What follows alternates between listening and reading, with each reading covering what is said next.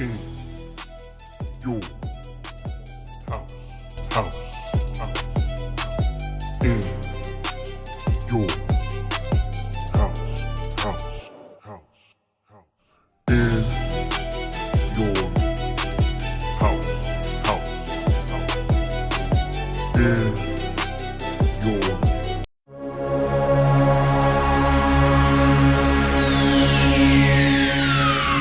Ladies and gentlemen, may I have your attention, please?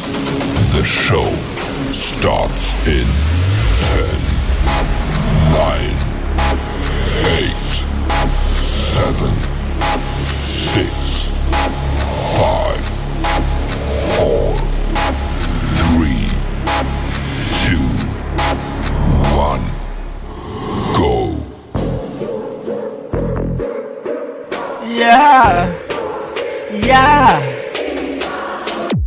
In your house with O'Con. Hey, O'Con in your house. Hollywood in your house. Hypocrisy's head in the clouds. Curating all kind of loud.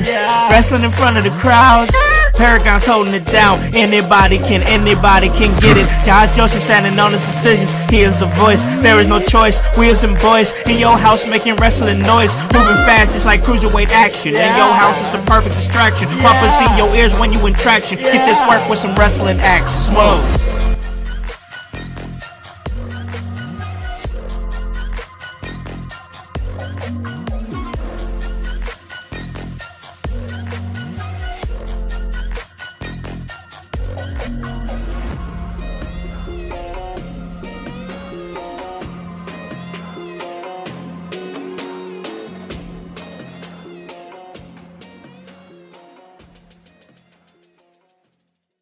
What is up, guys? What is cracking? It's the Con Man, and I am in your house. And you guys already know the vibes. Anytime we slide on through, we're here to get that work. When it comes to this professional wrestling business, and guys, it is Sunday, and it's time for another one here at In Your House. And man, listen, I am enjoying everything that I'm seeing, everything that's going on in wrestling.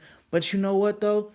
Where normally myself and my team, we down for the violence, we down for the bloodshed, we down for little tables, ladders, and chairs. But you know what? This past weekend there was love in the air. All right, I'm gonna say it. There was love in the air. I was out and about, had me some good food.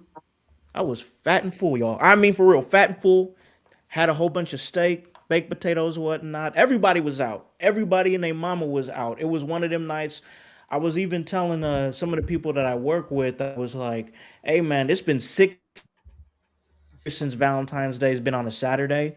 So I knew it was going to be live. I was out in that mix, but still, of course, doing my due diligence and catching some professional wrestling. And we're going to talk about that and so much more on today's episode of the Sunday House Party. And before we do that, I have to do my due diligence and bring in and on my team, my squad, who help make this a 5-star podcast. And I get a chance to talk to them each and every week, starting with my man. He does his thing on Tuesdays. He is our player analyst, y'all, wrestler analyst. He's a teacher by day, professional wrestler by night. That's the Chaos Goblin, Kevin Calloway. What is up, brother man? What's up, man? We're rolling through on a Sunday. Haven't been here in a little bit on them Sundays, but had a free one, and it's time to talk some wrestling, baby. Hey man, we're always blessed to have you on in the mix and hear some of your knowledge and what you. And one thing about you, bro, is that you have no problem talking. You love to talk, bro. So we always love to hear it. Yeah, I that's how I made my money in the ring too. Yelling, screaming, talking on a mic. Man, you watch one of my matches, like, yeah, you'll probably see 5 moves of doom, but you'll be real entertained during it.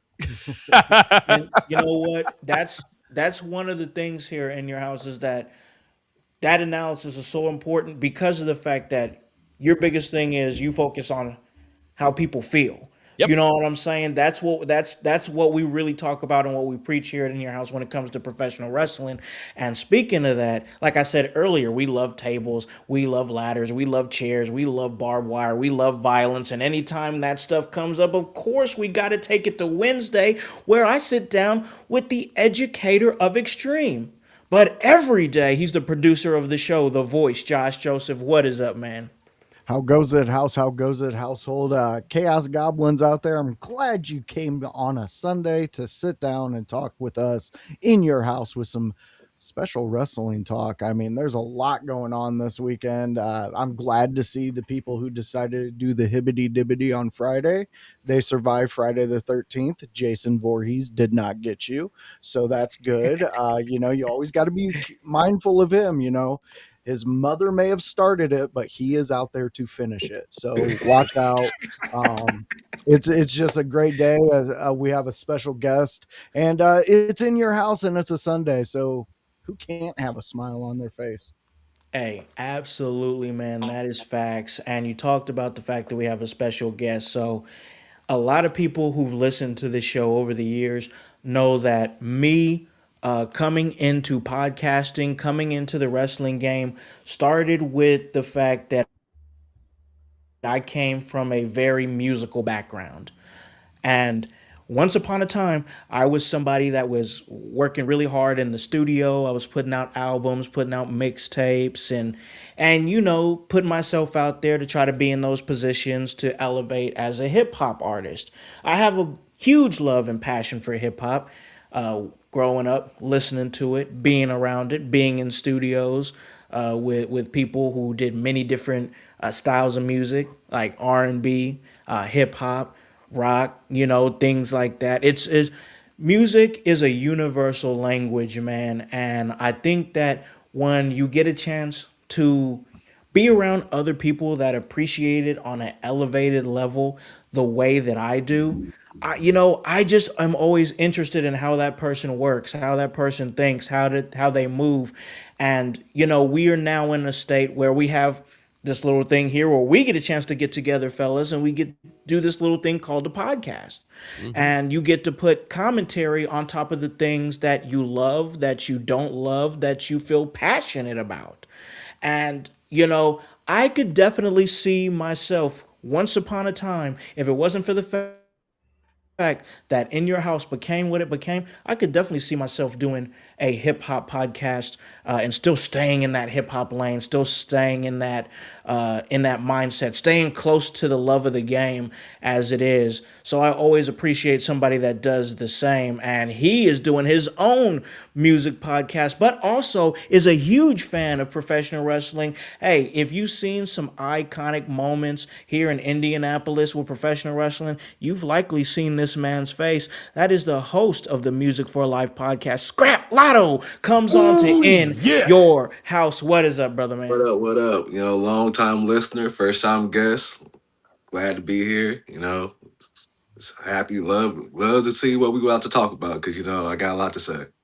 Oh, for sure. Now I'm ready to jump right into it and talk about it. But before we do that, man, I of course want to get the household kind of familiar with you. I know Yeah. some of them have like seen you in the chats. You'll be in the chat sometimes and you'll participate in it. But also, once again, you're blazing your own trail with the Music for Life podcast, doing your own thing, and I'm sure we'll dive into that a whole lot once we get to that point. But let's talk about your love for wrestling, man, because like I said, there's been a lot of moments in professional wrestling that you have been front row and center for. We'll get to that. But what about this love for wrestling? How did it start for you? Man, I gotta say it started back when I was like younger. I had older cousins that would like watch wrestling, and me not really knowing like the wrestlers like that is just Hulk Hogan, Undertaker, Randy Savage, and I'm like into those, and then it took me to like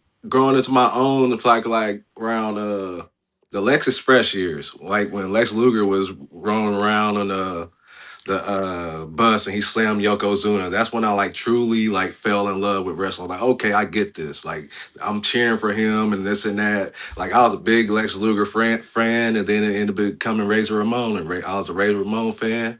And like I said, I've just been in love ever since.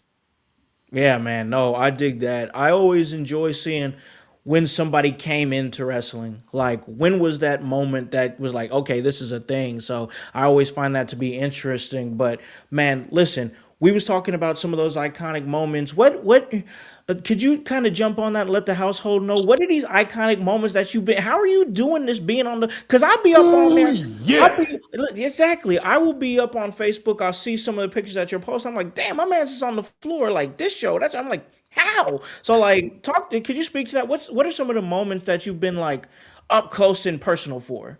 Man, well, my favorite moment, which is like I was talking about earlier, is when the Shield debuted it, back when Survivor Series hit Indy, Yeah, back I want to say 2012, I believe, or 13, yeah. around that time, Back and I was front when it was row, and Banker's Life. yeah, and I was front row, and for the CM Punk Ryback match, and we just see they just come running through the crowd, and like people around me didn't know who they were, and like I paid attention to NXT at the time. I was like, oh shit, this is the Shield. This is like Seth Rollins, Dean Ambrose, Roman Reigns. I know who these people are, and like when they beat up Ryback and all this and that, and they powerbombed him through the table. Like you see me like in the crowd, like when they're beating him up and powerbombing him through the table, like because I'm front row, so like every time they show that clip of them bombing Ryback, you see me. So like every year, they that pops up. I got to share it because I'm a boast about it. Like shit. Hey, I'm part of history. So shit. Man, I remember that time because I was there in Banker's Life for the Shield debut as well. I wasn't on the floor. I was there with the buddy, Yeah, and we were watching it. But man, it was such a huge moment because yeah, at it that was. time, like yeah, at that time you had you had Seth Rollins who was doing his thing on NXT. You had Dean Ambrose who was kind of blazing his own trail, and then Roman Reigns who they kind of like they were kind of trying to do a Liaki thing with him, and then they were Yeah, kind of doing like a my time is now gimmick where he's kind of suited and booted up, kind of like tribal chief ish, but not as honed and put together. And mhm. like those were the guys. So like to see them come together, that was crazy in that moment for sure. But yeah, man, to and I didn't even notice it, but when I look at that moment, I'm like, damn, there's Scrap. There he Yeah. is right there. So you could see him just like clear as day, Yeah, man. like So I'm cheesing like from ear to ear because like I know what's going on, so I'm like probably the happiest guy up in there at that yeah. time.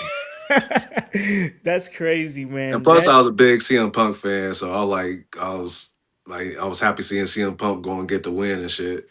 yeah, for sure. To be able to because that was part of his that was part of the 434, wasn't it? The Yeah, 434-day title reign?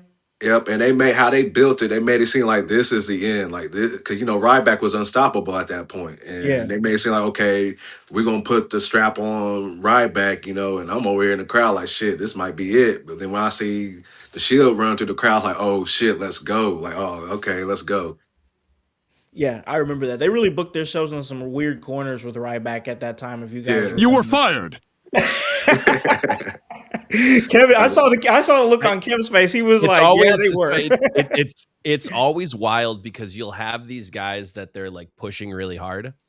And generally, based on my knowledge, I don't know if this was this situation, but I got to point to it for what he's done afterwards. Yeah. Usually that happens because of attitudes in the back. So Yeah. they'll have people pushed, and they're like, all right, we got big plans for this guy.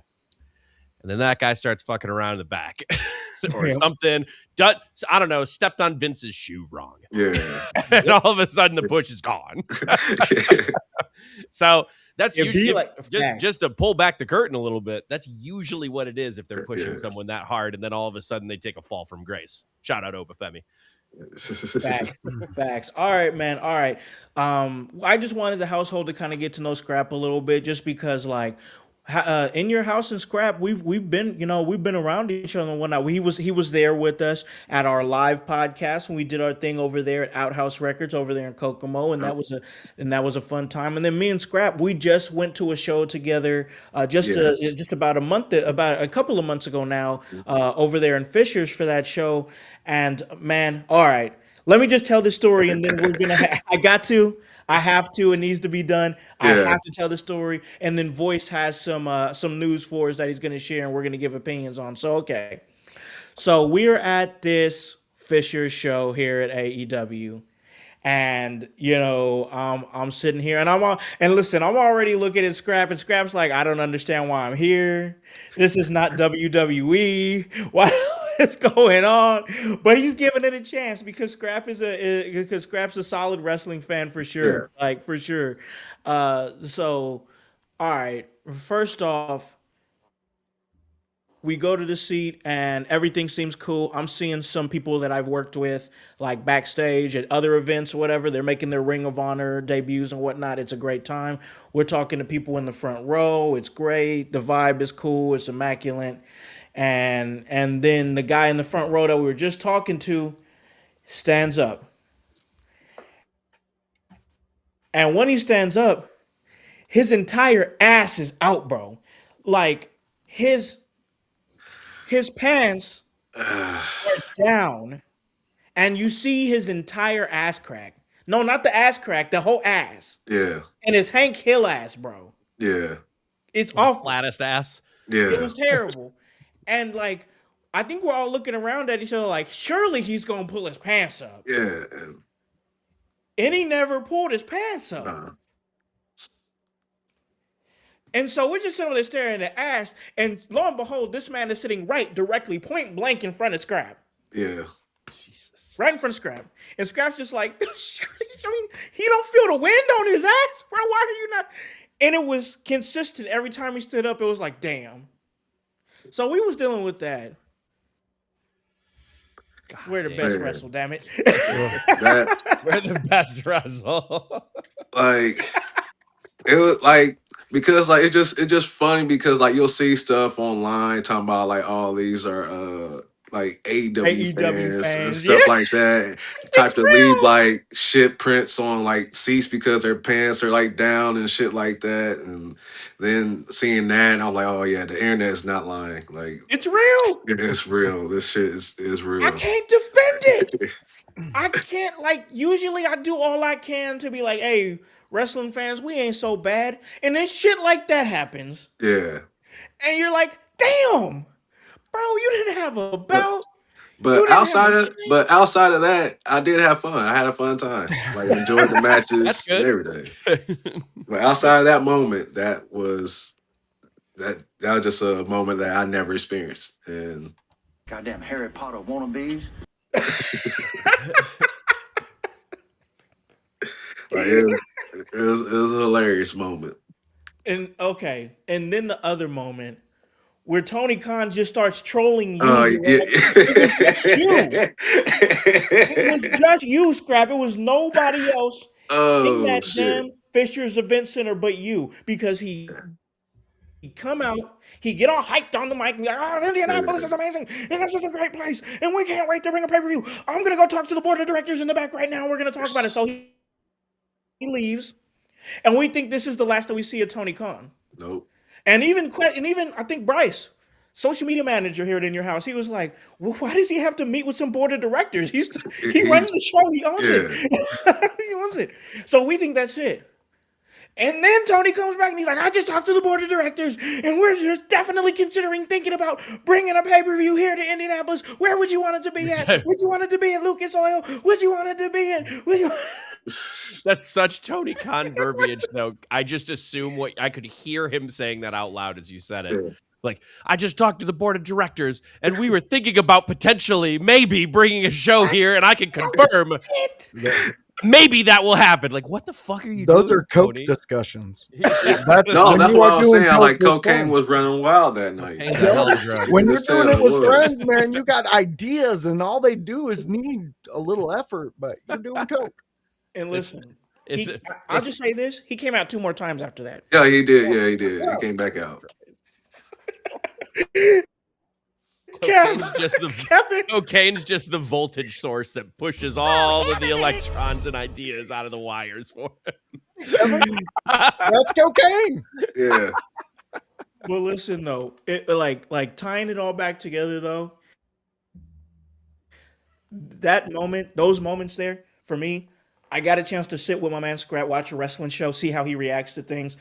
He's like I said, loyal, diligent wrestling fan. But yeah, we saw those moments. Tony Khan really is who he shows us to be on Yeah. the internet. AEW fans are really who the internet show us who they are. So like we're seeing it firsthand. But no, it was cool to actually take in a show with my man, and we're really gonna break this stuff down, and we're gonna get down and to the nitty gritty and get to the business here because we have some news here outside of wrestling. Normally we don't really touch on it, but this is it's kind of like wrestling adjacent a little bit. You know what I'm saying? So, voice, I'll let you lead the way. You brought this to our attention. I thought it was interesting stuff. What do you got for us? All right, before we get into that, Scrap, got an idea for you. Where is Lotto? You start your own Where is Waldo event, book, but it's Where is Lotto? And we put you in specific pictures and everybody has to find you. I think we got money there. And so to move on to the actual news. So we have Boston Celtics star at 29 years old telling reporters that he has toyed with the idea of doing some combat sports after basketball. He is talking about possibly doing some boxing, but his actual interest is the UFC. And this could be interesting. Are we going to start seeing a lot more famous basketball, maybe more famous football stars wanting to do this after their career in these professional sports? I think football will probably shy away only because concussions. Yeah. Okay. I think they'll shy away because of concussions. However, the NBA doesn't have as many hits to the head. So Very true. I think we could. And it's funny because I think professional wrestling and like Brock Lesnar and CM Punk to a lesser extent kind of opened those doors and showed like, oh, people can go over. Now, WWE's skill set does translate a bit better to UFC in the sense that I know that they're out there, and they're helping each other with the moves, but they still know the basics of the moves and the basics Very of wrestling generally. So it's easier to train, but at the same time, like if Logan Paul and Jake Paul can get in a boxing ring, I just don't see why NBA players can't get into a cage.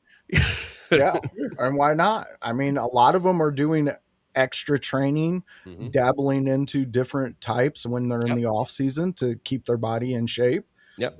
This could be a cool transition. And Jaylen Brown, I don't know if I was in a Brazilian jiu-jitsu match with that dude and I seen those arms and legs coming after me, I would be a little scared, man.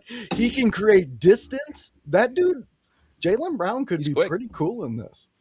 He could. It's like James Johnson. James Johnson was a kickboxer and he does stuff like that. I won't say he's undefeated. I don't think he ever lost a match. And it kind of like transfers over to like the NBA because people look at him as like a bully and an enforcer and stuff like that. So who knows? It might work out for Jalen. It could. It most definitely could. Listen, I'm just It's hoping at least a future career for Isaiah Stewart. Oh, Oh, yeah. for sure. Absolutely. Beef stew, definitely. Stew, baby. Big stew, baby. He could get up in Turn there the wrong way out of 8 Mile. You're catching a big stew right hand. What if Wemby decides to? Could you imagine Wemby standing in the cage across from Oh you? my God. What was that tall UFC fighter name? I can't remember. Like Stephen Struve or something like that. He was like, he was tall. He was super tall. Is it Miocic? It's somebody, but he was in the MMA and he used to be on UFC. He's like probably like 6'10" or something like that. He's just tall as hell. Yeah. Oh, Stefan Strove. Stephen Struve. Yeah. I remember him now. Holy crap, he was tall. Yeah, that's crazy. Listen, my only thing, if Jaylen Brown decides to do it, which I think that he can, you know what I'm saying, is like all he got to do is keep his hairline juice off of people. If he could do that, his hairline spray and whatnot, keep it off of people. And it would be dope though because if you watch the NBA as consistently like as I do, and follow it and whatnot, and I'm sure a couple of other on the team do as well. NBA fights, like there's some weak fights, bro. Like I think the Pistons were just involved in one that actually turned into like somebody actually got some fisticuffs, but usually it's a whole game of hold me back, instead of like actual. I don't know, like I do like the fact that we're seeing grittier teams and stuff like that, but this could be a good transition for him because of things like Kevin said, like They don't take as much blows to the head. And if you know anything about Jaylen Brown, all jokes aside, dude's like an absolute scholar athlete. Like he's incredibly intelligent. I just feel like whatever he puts his mind to, he can excel at it. So most definitely. Before we get to the next thing that Voice has on his list of things here, let's get to the chat real quick Yeah, we got a new chatter. because we haven't got a chance to. Yeah, we do. We have an Anthony Manzano. In the very beginning, he said he subscribed to the channel, so we thank you for that. Follow everything that we're doing. Thank you so much. We got OG Tony in the chat. He is over there. He's saying good afternoon, guys, showing a little love. You can catch OG Tony on Thursdays.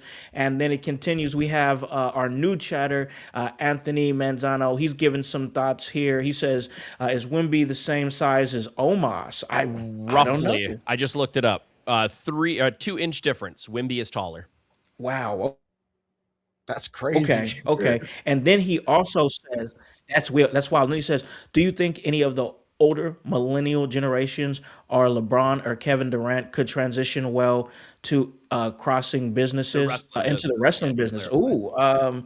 Listen, give LeBron 5 moves of doom and Yeah. just let him be his diva self. Size Yeah. alone. And I promise he will elicit an emotion. Yep. Size alone, he's gonna create some type of shock value. And then like you said, let him create his character. He's going to create emotion, and it could actually be wild. Need a character. He can just go out there and be LeBron. Exactly, Like, because he's already he's an attention whore. Like Yeah. that's how LeBron is, and I'm not like that. That sounds derogatory, but that's what he does. He pulls attention.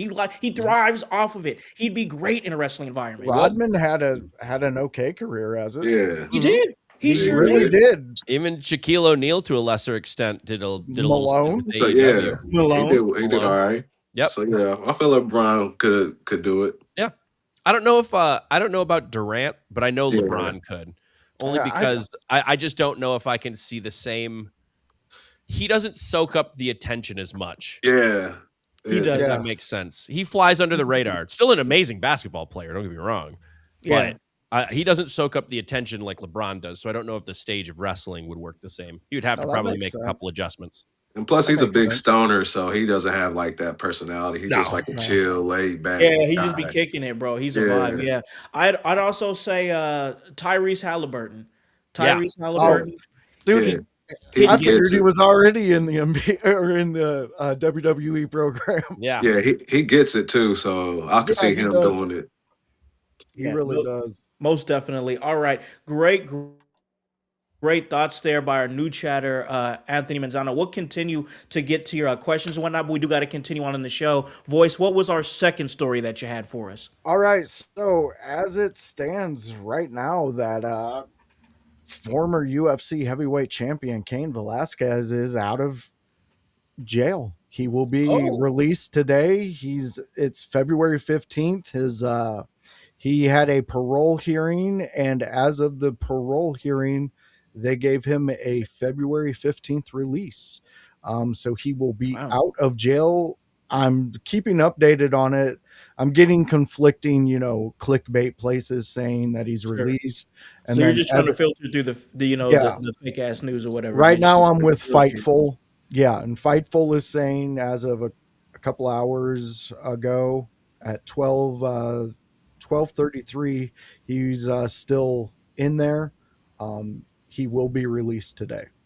Okay. Could you bring myself and the household up to speed? What was he in for? Okay, in 2022, Cain was arrested after engaging in a high-speed chase during which he fired a gun multiple times into a car that contained Harry Gaultier Jr., a man Velasquez accused of doing inappropriate things to his son, limiting what we can say.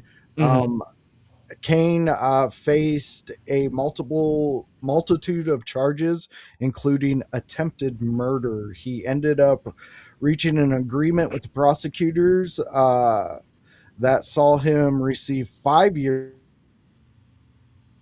in prison with 4 years suspended parole. So, as it seems, it was already set up that he would be released, but we did get an actual date.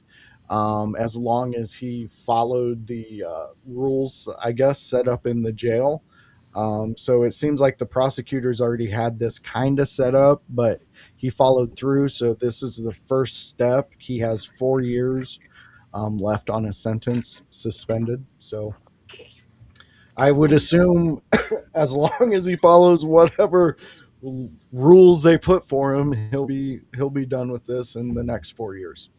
Yeah, seems like he's gonna play ball if he's already like moving in the direction that he's doing the things that he needs to do for good behavior. I think we'll see it again. So good to see he's back out and moving again. I do want to say this though. Do you guys think there's a chance that we might see him in a WWE ring again? Oh, I was about to say, don't be shocked if he shows back up. Okay. Yeah. He seemed to enjoy it. I got sour taste in my mouth from him being in wrestling because him coming in WWE ruined Kofi Kingston's title run because they wanted to do the whole Brock Lesnar versus Cain Velasquez bullshit that was a I remember shitty that. fucking match. True. They didn't really do much to prep Kane, it looked like. They were just Yeah. like, just go out there and like pull your punches. Yeah. Like, we'll Yeah. do Wrestle that. with Brock. And Yeah. I just remember that whole setup because it was like the first SmackDown on Fox, and they had that little quick ass match, and Brock wins the belt, and here comes Rey Mysterio with Cain Velasquez at the end to kind of like set that bullshit up. Yeah. Yeah, I remember. Now that you mentioned, I do remember that, and it did not seem like he was ready for that moment at all. I mean, He at wasn't ready. all. That's Saudi money, man. That's all it was. Saudi money. 'Cause Yeah. It That's- moves mountains. yeah. It does, Hey, man. literally, if they got to make a stadium. Yep. It's like 2 weeks, bro. It's if they could have dug up Yokozuna, if they gave Oh. him the money, they would have dug up Yokozuna Dude. and had You him know they prepped out would've. there.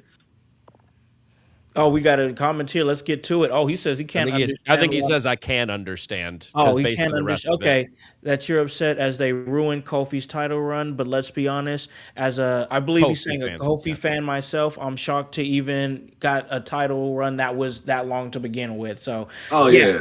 I'm Yeah. happy he got it, but still, it just ended sour for me. There Like, could have been a completely way better ending to the Even, Cody Yeah. match. even if you want Lesnar to like kill the title run at some point, yeah, I just going into the Kane thing right afterwards. I yeah, think made like it that, more- that just like That just made it worse because at that point, like you could have Brock against Kane without the title. They could Yeah. have their little Sure, yeah. whatever thing. It could happen the same way. yeah. And then after Brock But beats after that, that then happened, you kill take the Kofi, then body, you go yeah. from there. and also that whole year, like Brock took the belt off of Seth, and he took the belt off Kofi. So I was like, I didn't like that shit. Yeah, I remember that time. SmackDown Live era, baby. Yeah. But listen, all right. So we could still see it though. We could still see Kane do. He's out and about. He's in the mix again, Yes. and Yes. we'll see how he's received and what his next move is at that time. But Yeah. our next move is going to be to hop into some SmackDown. We had SmackDown qualification matches for the Elimination Chamber continued as Cody qualified in a triple threat match with Jacob Fatu and Sami Zayn, and Alexa Bliss advanced to Elimination Chamber against Julia and Zelina Vega. And I got to ask because once again, and the reason I'm kind of keeping tight on this is because we knew that there was not that great of a build towards the Royal Rumble. Now here we are moving towards the Elimination Chamber. I think the trajectory is kind of where it needs to be at right now. Every single show, we have these meaningful qualifying matches, two of them, two triple threat matches, and I think it keeps things like, I'll say this, it kind of keeps me locked in, especially when they can put together matches where I'm kind of questioning who's going to win it, and I think that's a good vibe. So I want to bring to the table here, starting with Scrap, what's your current climate on our build towards Elimination Chamber? Yeah, like you were saying earlier, like the Rumble was kind of like, but I feel like that being in Saudi kind of like did that. They're like, all right, it's gonna be in Saudi. We really don't need to build. It's the Rumble. It's gonna sell itself. Like, really don't need to put that much into the Rumble. So I feel like this build right now, they're building towards Chamber. They're building towards Mania, and I think they're getting the pieces set. You know, like what's going on with Cody and his little issues with Drew and stuff like that. Got people thinking like maybe Cody might, come out the chamber, but then you got like not get to speak off of SmackDown, like get ahead of myself. Like Monday, is there a triple threat with Gunther and Javon going on? Mm-hmm. So you can see like they're planting like the seeds and shit like that to get ready for Chamber. And on the women's side, you got Alexa going up in there, and like it's just gonna be interesting to see what's going to happen going on this road to WrestleMania. Yeah, and like you said, it is the road to WrestleMania, and it really gets cemented with Elimination Chamber. It's over there in Chicago. I've been saying, yeah, I've been saying that Chicago's really gonna make up for that confused Saudi crowd because Chicago gets busy when it comes to professional wrestling. I've said Yes, it on this show. I've been in Chicago crowds. They do an same. amazing job. So we're building towards Elimination Chamber. Get in there, Kev. I want some of your thoughts, man. You've been kind of monitoring how things are going on. Where are you at with the current climate of where we're at on the road to the Elimination Chamber? I agree a lot with Lotto in the sense that like the Rumble doesn't really need a whole lot of build to it to be good because it's the Rumble. And even if you don't, particularly agree with a Rumble winner or anything, you can have fun along the way, and you get those nice like moments and things. But now that they're out of the Rumble, we can start seeing how all the pieces are going to start lining up and what they're working towards and what they're doing. What with AJ Lee and Becky Lynch being scheduled for it now. Hmm. I would assume either they're going to do a title change and then a multi-person intercontinental match at Mania, or they'll do the rematch at Mania. We're seeing, Cody qualify for the Chamber. We could get Cody. We could get Gunther. We could get a lot of people challenging for some kind of title. And then we know we're getting Punk and Roman. And man, I said this before and I'll say it again. I said it in the chat. Roman sold me on this match in one promo, and so did Yeah. Punk. That promo was so good that you could have sold me that match with the promo, and then you could do nothing else for the rest of the time, and I'll still want to see that match. Yeah, Like, yeah, you could do nothing with them for the next 2 months, and I'd be like, yeah, I still want to see Roman try and kill Punk. Yeah, I still want to see Punk try and fight off Roman. Let's do this. yeah, yeah, So man. I think they're in a really good place right now. Drew's title run is good. It's interesting how he's doing his title run in the Yeah, sense it of like is. trying to take out his contenders before they get a chance to challenge him.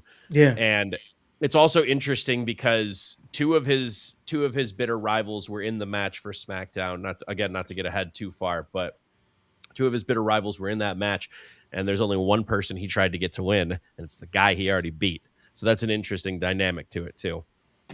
yeah, that really is. That whole little situation with Drew and Sammy, it's making me think like, where's this go? Because we all know Cody is at a point now where it's kind of feeling like he's gonna do what it takes to win, Yeah. and that's the question that Sammy has. Are you gonna do what it takes to win? Sammy has always went down that road to, oh, I'm going to do it the right way. I'm going to do it this way. Now we're seeing Cody, and we talked about it. I believe we talked about it last week. We were like desperation, and that's what Cody is selling. He's still trying to scrap and fight his way towards a title match at WrestleMania, and now he did what he had to do, and he found his way into the chamber. Voice, I want to get to you, man. What are your thoughts on the current climate of the Elimination Chamber? I mean, I like who's getting into both the men's and the women's. But again, I'm going back to, I believe we talked about it last week or a couple weeks ago. To have this amount of stars in all these matches, it kind of like, if they have a match at the end of all of this to give those guys and the women a chance that lost, then The I'm last more chance. interested. Yeah, the last chance. I'm more interested. to me, we've been at this road with Cody. He does this all. This is his MO. Like, I'll do anything except that one thing, because me and them shared a steak one night, and we drank a whiskey afterwards, and it was memorable. And yeah, now they understand me. Like, I'm sorry, man. I talk about this with all these other people. Like, what's the next chapter to you? Because I've seen this chapter. Motherfucker, we're on repeat. Exactly. Like, okay, cool. Like, I get it, but like, we're coming up to Mania, and yeah, we can say there needs to be no hype for Rumble because it's the Rumble. It hypes itself up. But remember those days when we had the you go backstage and you have to pull your number out, and it was exciting, and people were like, "Oh shit, this dude's in this spot. Oh, we got to pay attention to it." That's basic level advertising for your Rumble, and they didn't even do that. No. They did a little bit of it on the pre-show. They did a little bit, but I it wasn't think they like can how do it it. used to be. I think the problem with that though is when they had one Rumble match to advertise as well, because now they have two. So how many segments are you going to dedicate in the Royal Rumble pay-per-view to picking those numbers, or do you want to do it ahead of time too? Because if you do it ahead of time, now it's potentially revealing the numbers and like destroying some of the surprise. I don't know. It's a give and take. I don't disagree with you because I think it does do a nice advertising, and it kind of gets over the fact that it's a random helps drawing. build the Rumble. It helps build the Rumble. So I don't disagree with you. It's just with how many Rumble because now we're from 30 to 60 people that are in the Rumble, and it becomes a little more difficult on that front. And that makes a lot of sense. I get where you're at with that, but this is WWE. The production value, the places that you could put stuff like this. You could put it on Reels on Instagram and TikTok. I was going to say, exactly. You could do it on freaking Instagram. They're acting like they're an indie production, being like, well, guys, we only got this amount of time. We only have this amount of resources. I don't buy that. If you're taking away my favorite shows and shipping them over to places that are questionable, then okay, let's start asking some questions, because what are we doing? Like, you have so many avenues to be able to give the fans what they want. When you take things away, now you're playing dick games, and there's only into dick games. There's only so much TV time, but there's an infinite amount of time that you can advertise outside of TV time. Yeah, absolutely. I think that's where you could do something like that, get it over, use it as an advertising tool, and I think that would work there. If you dedicate too much TV time, I think we're going to run into problems where now you have a lot of segments and it's taking away from some of the people who could have had matches or promo segments or anything like that. And the TV time, I think, is tough because of the extra 30 people.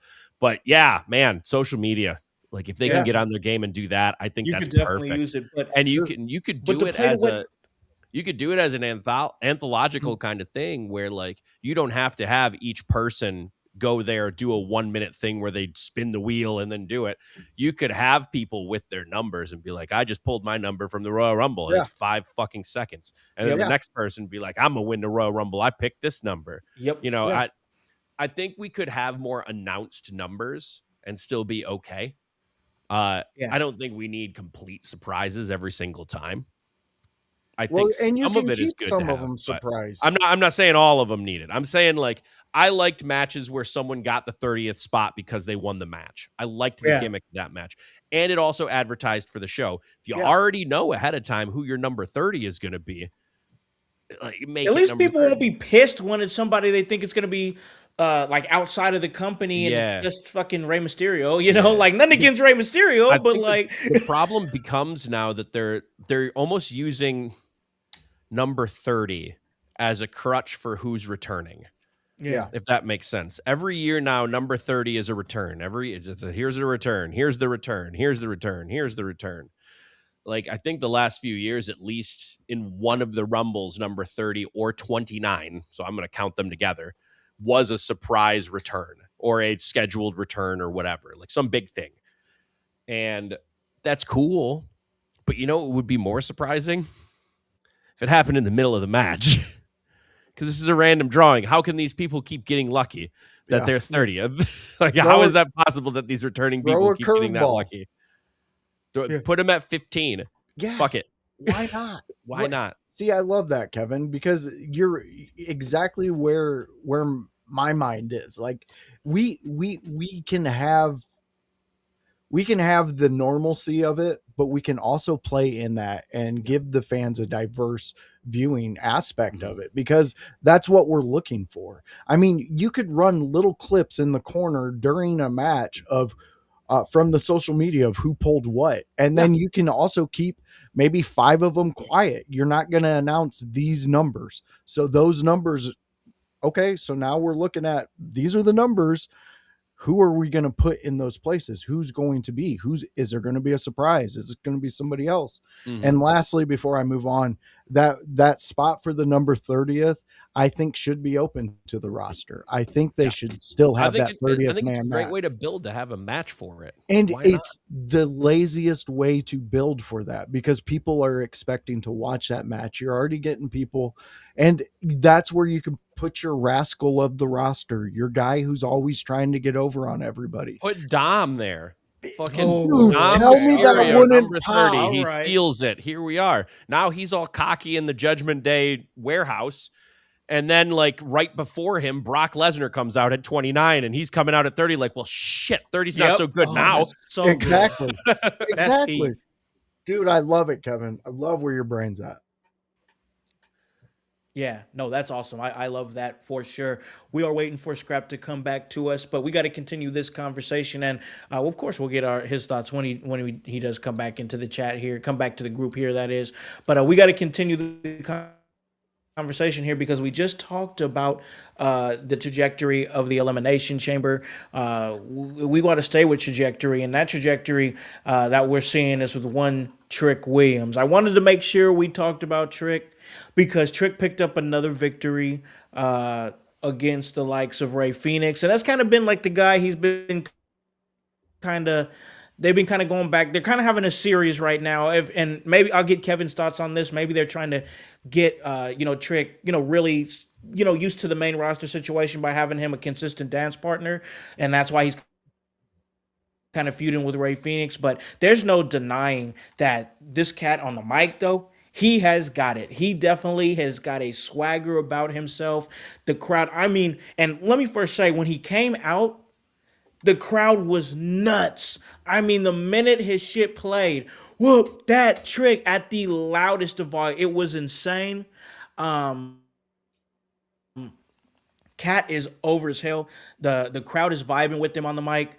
And damn, he said that Sami Zayn's breath smelled like 10 pounds of bounce that ass. I have never, ever heard that at all. That was the first time I ever heard that. And man, I'm telling you, I know we do a lot of comps, and I've already kind of said who my comp was. And I know, he's the first Trick Williams. I get it. But, watching him, it does give me some Rock overtones a little bit. It really does. His unique way of saying things. He's emphasized on the lemon pepper steppers, when he's got unique things that he's saying. I'm telling you, man, dude on the mic is money. He's compelling.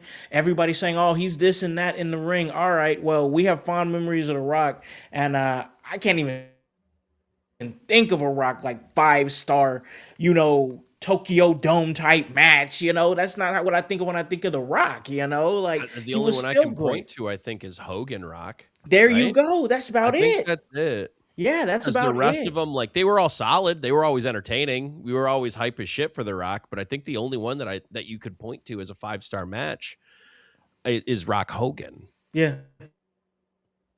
I totally agree with that, man. So let me ask you, Kev, where are you at right now with Trick Williams? With Trick Williams, I love how they're going with him, because they keep consistently putting him in there to be on the mic again or opposite a main event guy. Even if he's not wrestling them all the time, he is still opposite them. He is still in the conversation with them. They're always putting him up onto a larger platform and a larger pedestal, because just by Sami Zayn being in the ring and talking with him, it's a little bit up.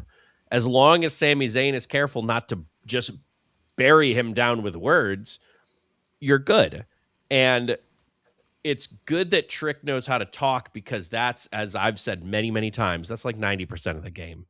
Like, Yeah. you have all the cool moves in the world, and it's awesome that you can do them.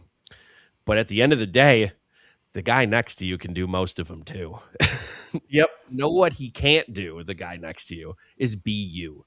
He can't be you. Ray Phoenix could do more high-flying, crazier moves than Trick Williams, but he can't be Trick Williams. True. So why spend your time doing a bunch of moves and coming up with all of that that's just more and increasingly dangerous, when you can learn more about who you are so that you can exude that after a suplex? Because I'm going to care way more about that. And Yeah. at the end of the day, that ends up more entertaining. So I love what they're doing with Trick Williams, and I love how he's grown already. I was initially against keeping him in NXT for as long as they did, but I'm, in hindsight, very glad that they did. And I think he got a lot of good practice going to TNA and working with a lot of the veterans there. That was huge for him. Yeah. Because we really started seeing him come out of his shell even more on that heel run. Because when he went on that heel run, he was a good babyface, but there was a ticking clock on him being a babyface in the current iteration of NXT. He had to get overconfident. He had to become a heel, because Trick Williams is going to take the path, I think, of The Rock. Not in the sense that he will be The Rock or like that level of stardom. That's still to prove. But he's going to come in. He's going to be a heel, and then he's going to be beloved afterwards. He's going to get over as a heel. He's going to be hated, and then he's going to be loved. That's how that'll work. Easy.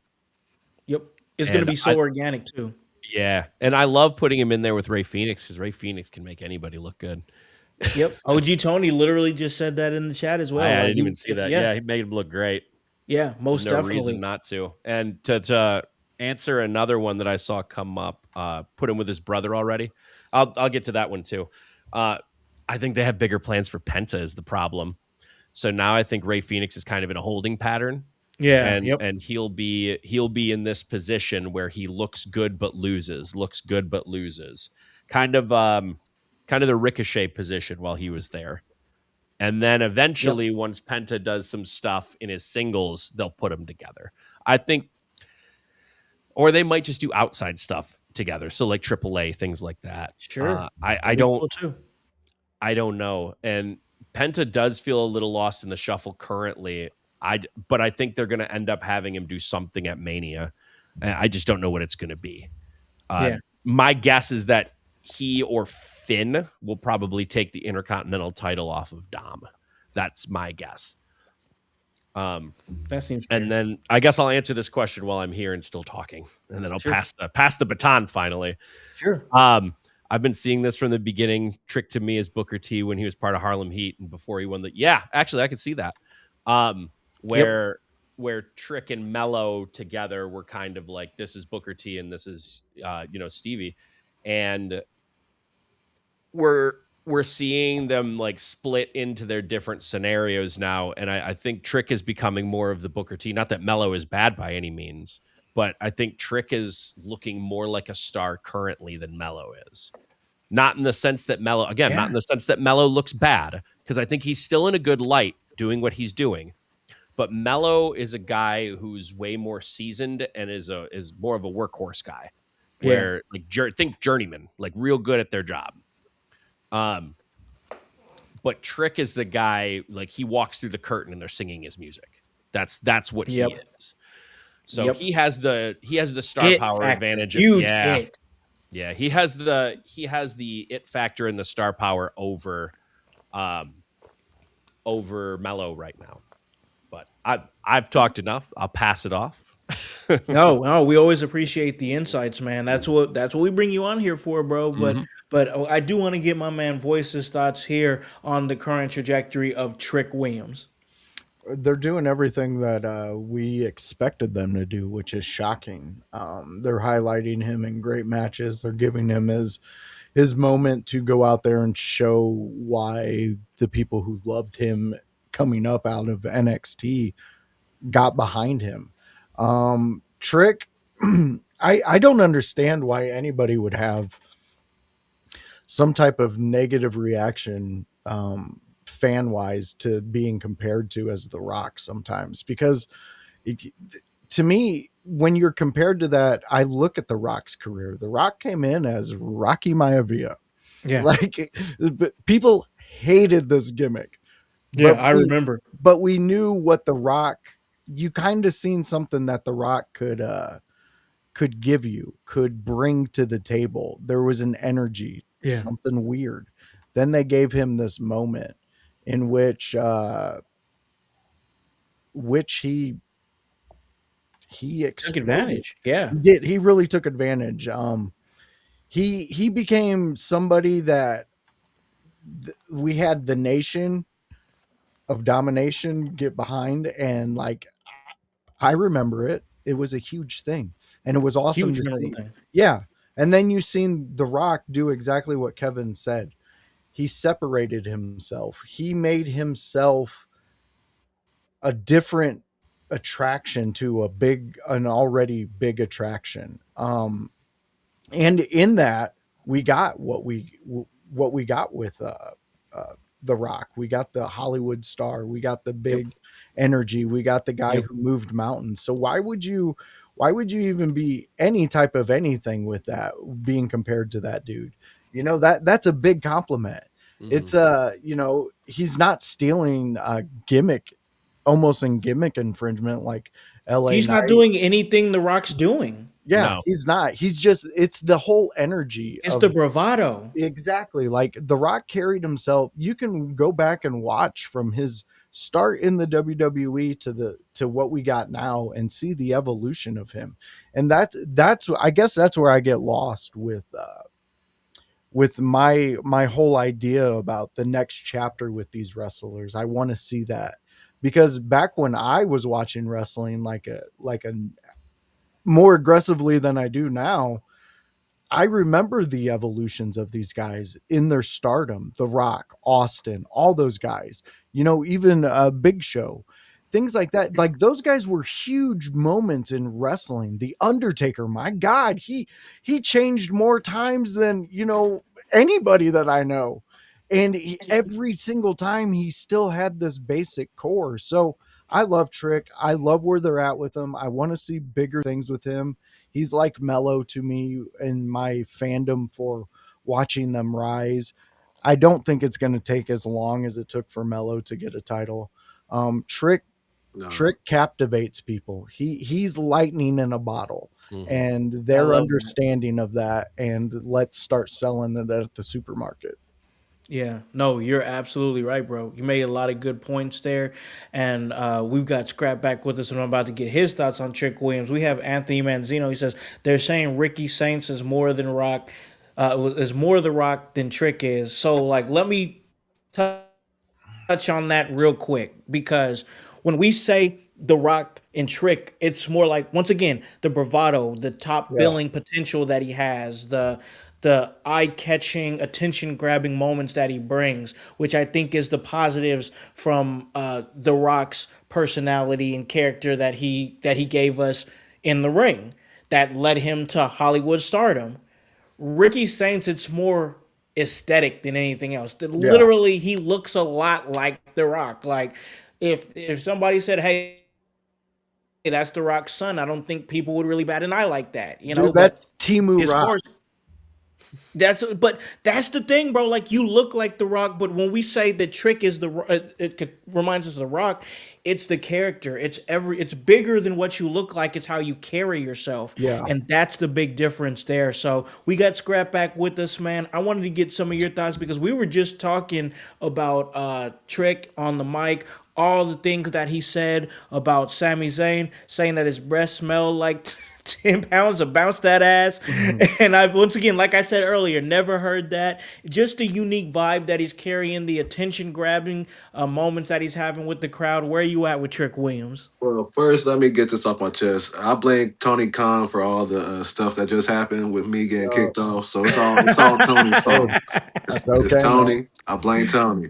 But just joking. But no, like, I always get with Trick. He reminds me of, like, if you take The Rock and Booker T and you just, like, they fusion dance, Yeah. and that's who you get. You get Trick Williams. But I like what Trick is doing. I feel like he is next. He has the voice. He has the charisma.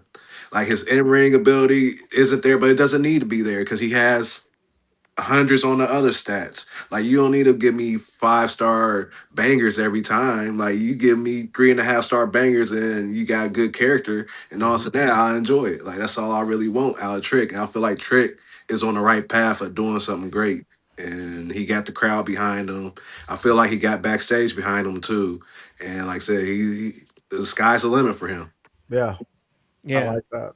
He's definitely got a lot of potential to do some big things.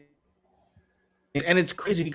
Listen, y'all, we're having these conversations where it's like Trick Williams has already came in and is like, hey, I got an elimination chamber qualifying match next week that's coming up. We get a chance to see that moment with him and Carmelo Hayes in the ring. Of course, there's a third dancing with them, but I think that's a lot of what people we're going to be waiting to see is that moment right there. A lot on the line for these two because remember, these guys they played in playgrounds together. They were there in NXT together, hand in hand, Trick Mellow Gang. So now that's the moment I'm just loving it because now there's that moment that's created off of Trick, off of Carmelo, and then Trick is he's compelling, he's captivating, he's already in that mix. People are already like, hey, what's Obafemi about to do? Where's he at? Hey, we're already having conversations here in your house that is there real potential for Javon Evans to become the youngest world heavyweight champion? There's that potential that is there. We're having these conversations. We're getting these guys fast tracked.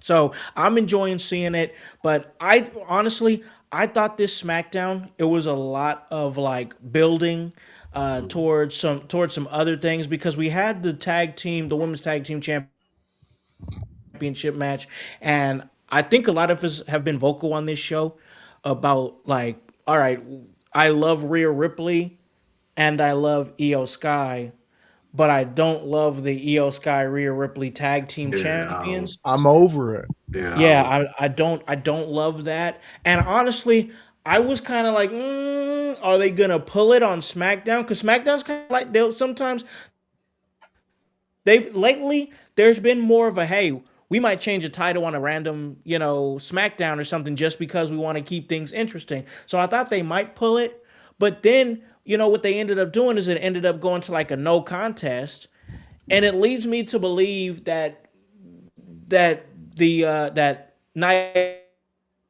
and Lash Legend are going to eventually get those titles.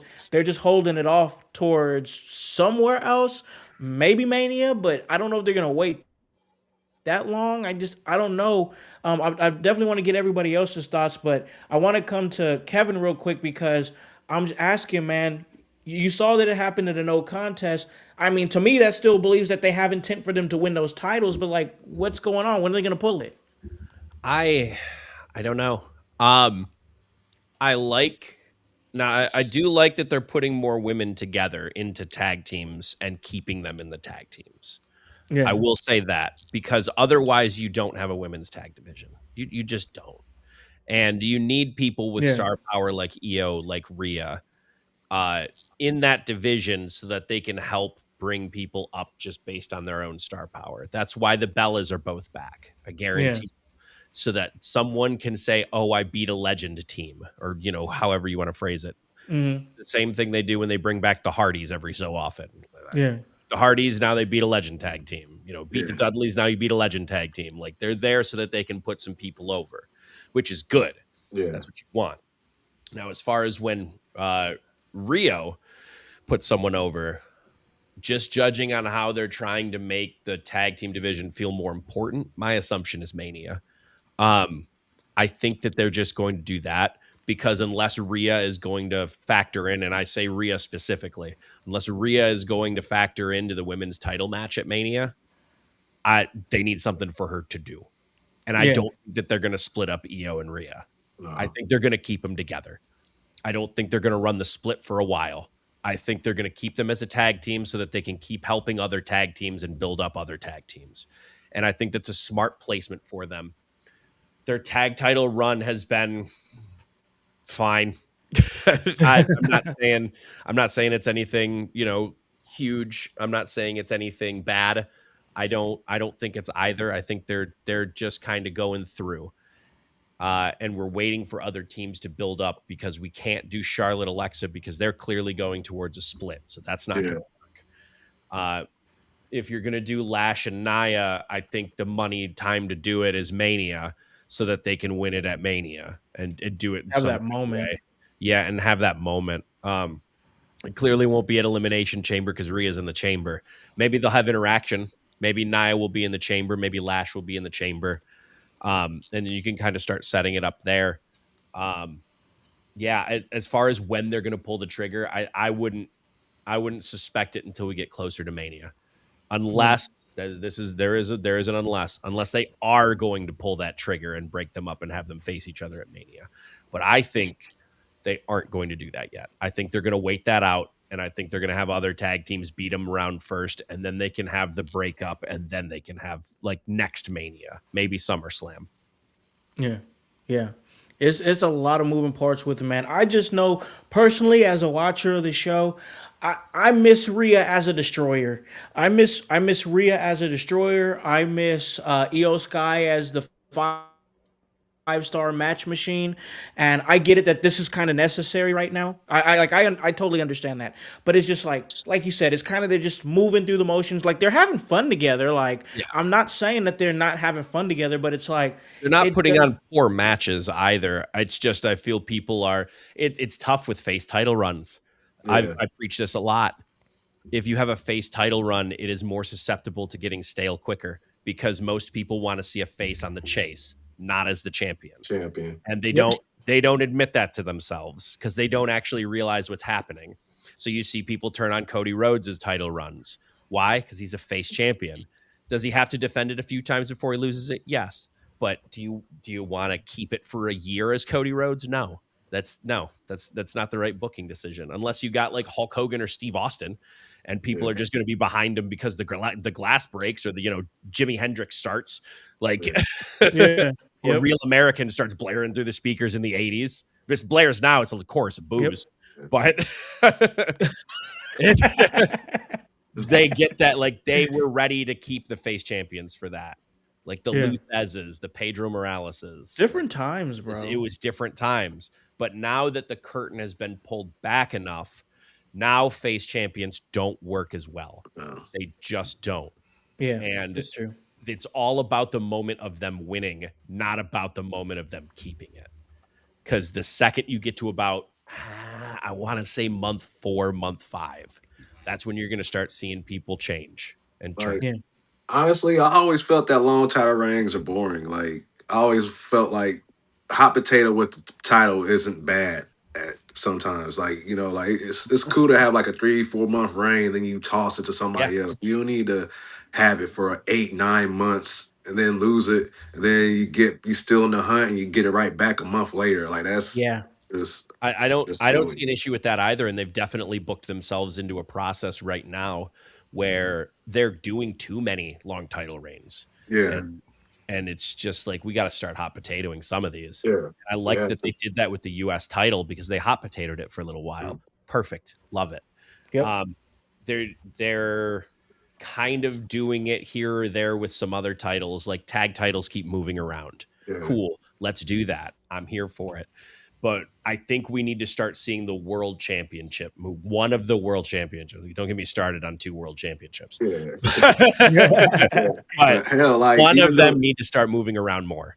Like during the Attitude Era, which people claim is one of the greatest eras of all time, like it was hot potato. It was either Triple H, Kurt Angle, The Rock, Taker, Big Show. There was Foley. Everybody was getting a chance at that title. But now it's like Cody, and he'll sit on it.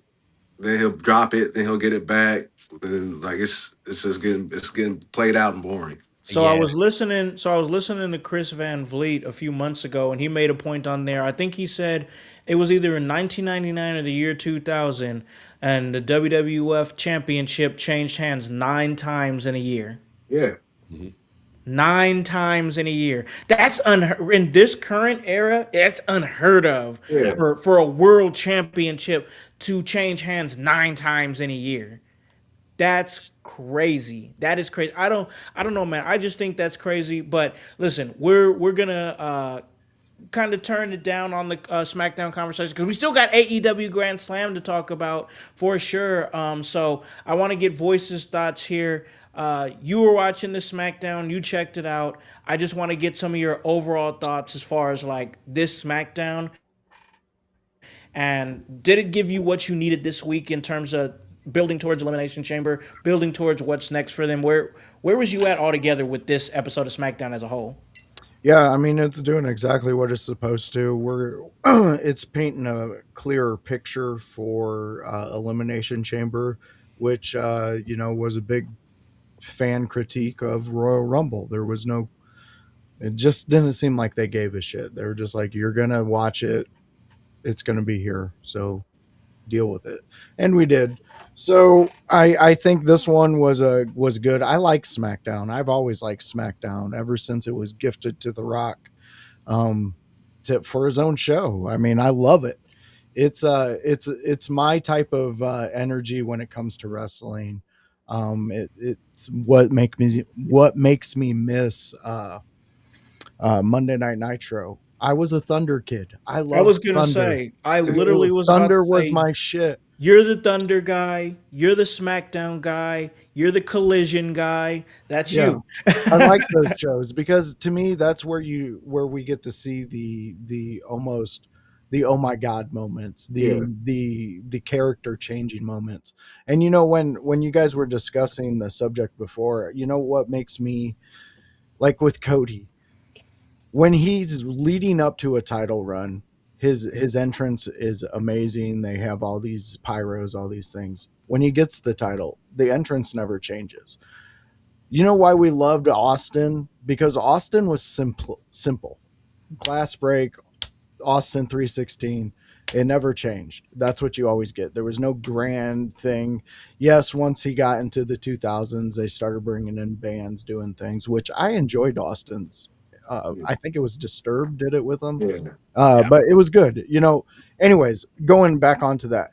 I think that's what kind of gives me a disconnection with what we have with EO and Rhea, because they come out and they do the same. It's like EO comes out and she looks for her spot to do the stomp when Rhea comes out. So I know I'm expecting that. And then when they get to the ring, are they going to kiss moment? Okay, here it is. But it's like every single time, like change it the fuck up. Like you guys are two creative women who could fucking create moments every time you come out, because that's what the fans are looking for. It's not the matches. They're looking for that moment when they come out and you get to be with everybody and scream and do all that. Like, I don't know. I'm on a It, rant. I'm it cutting feels myself like short. cruise control with those two. That's kind Exactly. of that's Like I need I, That I energy. agree with. it Yeah. feels like cruise control. So we'll just leave it at that and call, because that's how it is. But like that's how we see it at least. But listen, y'all, we still got some more wrestling to talk about, because while people was out there and I was out and about, you know what I'm saying, doing my thing with my wife, but AEW Grand Slam Australia still went down. And listen, I gotta say, it was a pretty big show. They got a lot. It was on free TV. But let's break it down. Let's talk about it. Did it meet the expectations that a lot of people put on it? We're going to talk about that on the other side of this break. Hello, everyone. It's the Pope Elijah Burke, founder and president of the Love Alive charity. I wanted to take this brief moment to share with you my charity's continued humanitarian efforts to positively impact the impoverished communities in and around the greater Jacksonville area. This cannot be possible without your support.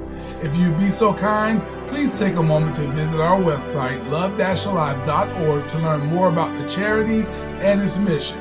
Also, feel free to donate to our 501c3 organization that operates off of the donation of the public, which is you. Whether that be by website or via Cash App, $1 help makes a difference in the lives of others as we continue to positively influence many people by being the change that we wish to see in the world. Welcome to the Brainbuster t-shirt website, where your favorite podcast team in your house lives. Look at all these fantastic options you have. If you want that sweet hype, we got it. You wanna be divinely designed at yours. Have you lost your voice? We have all that voice merch for you. Are you just a part of the household? We got that too. Brainbuster Tees is where IYH live.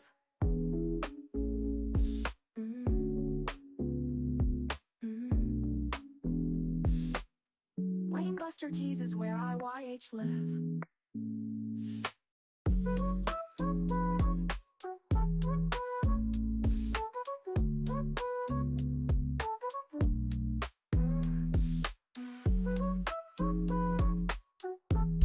In your house with O'Con. Hey, O'Con, in your house. Hollywood. Emerge faithful, we're coming out to Emerge 91 Blood and Bone. Since 2019, I have been the executive producer of the In Your House podcast. Since 2021, I've had the opportunity and the privilege to be a part of Emerge Wrestling in Columbus, Indiana. The honor and the privilege to tell all of you, right here in the middle of this ring, that Emerge Wrestling, in collaboration with the In Your House Network, will be at the Squared Circle Expo this March in Indianapolis. Emerge Wrestling in your house. We'll see you in March. Hey, yo, Con, in your house. Hollywood, in your house. Hey guys, it's the executive producer of the In Your House podcast, Alakon the Con Man House, here to tell you on this commercial break to like and subscribe to In Your House on YouTube. Follow us on Facebook at the In Your House Wrestling Podcast. Subscribe on Twitch at Team IYH. And remember to follow us on Apple Podcasts and Spotify. And leave a review and 5-star rating. We thank you for your continued support. It all helps for us to stay charted and continue to give you that work.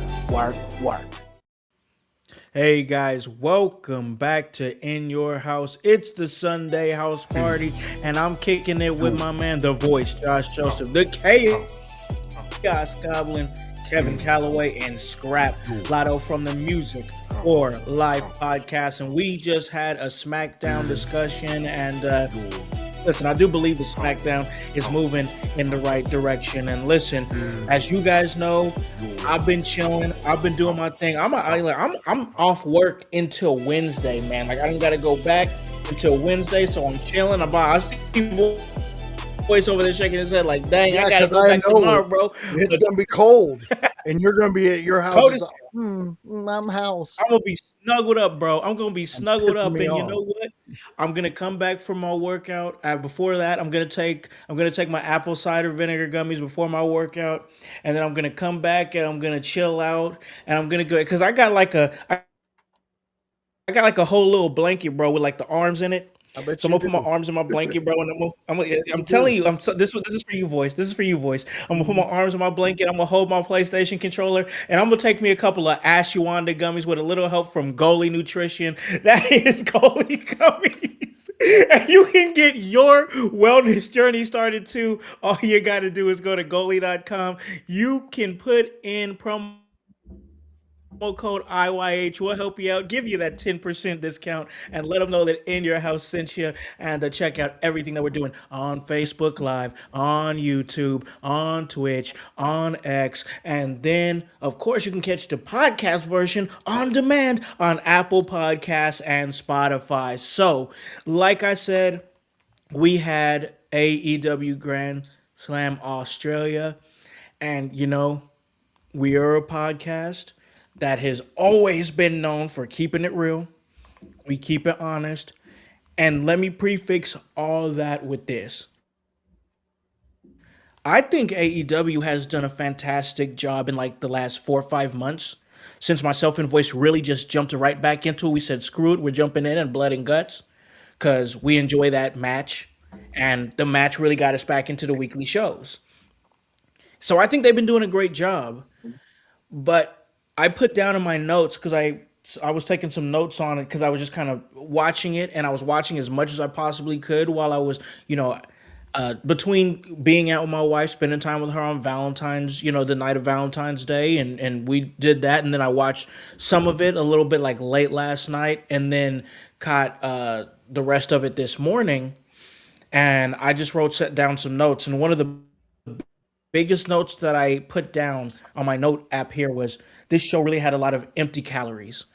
And when I say that, I say there was big a lot of I was super excited. I'm not gonna lie, like this felt like a can't miss AEW show because it felt like we were getting that AEW quality pay-per-view style. We're getting it on free TV. And I'm a man who loves a ladder match. I'm a man who loves Kyle Fletcher. I don't really like how we got there and who was participating in it, but we'll get into that. I was like, okay, we've got the Continental, championship match, not the biggest Moxley guy, but we'll get through that. All the noise around MJF and Brody King, a lot of noise with that. Then Andrade and his trajectory that he's come up since he's, rejoined AEW.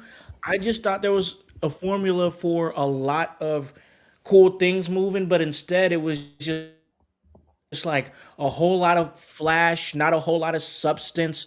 That's just my thoughts on it. I'm gonna give it to Kev here, and then I'm gonna give it to Scrap.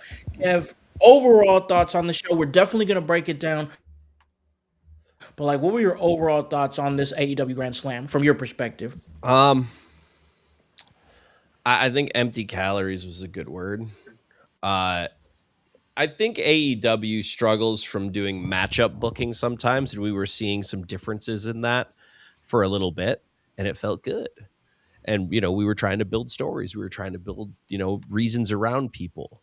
But I think they fell back in, and I think the only one that really had a nice story to it was the hair versus hair match, which we'll get into later too. Yeah. That's the one that felt like it had a story. The rest of them didn't. It was just like, this would be a cool match. Let's book it. Yeah. And to me, I struggle to get behind that booking. It's not that it's a bad way to go about it for some people. Some people just want to see the matches, and that's them as a fan. And I'm not gonna say that they're a bad fan or a wrong fan for wanting that, because it's not true. But I will argue that if you're going to do better and better business, you have to get people to care about the people. We were talking about it earlier with Trick Williams. We were talking about it earlier with everyone else. Anyone can do most of the moves in a ring if they try hard enough, train hard enough, do all the stuff, which is, they're incredible athletes. However, no one can be you. And I fear that sometimes at AEW, they get lost in the, oh, this will be a cool spot, or, oh, this will be a cool thing to do, or, oh, think of the moment. It's a nice moment. And I saw a lot of them during this where I'm just like, oh, they came up with that in the back and they thought it'd be dope. And then they said, let's just do it, instead of thinking about when to do it. Like, I'm going to call attention to this now because I can't get it out of my head after watching it with Moxley and Takeshita. Go ahead. I have so rarely seen an 8-minute into a bell-to-bell match pile driver that was a transition move. Ugh.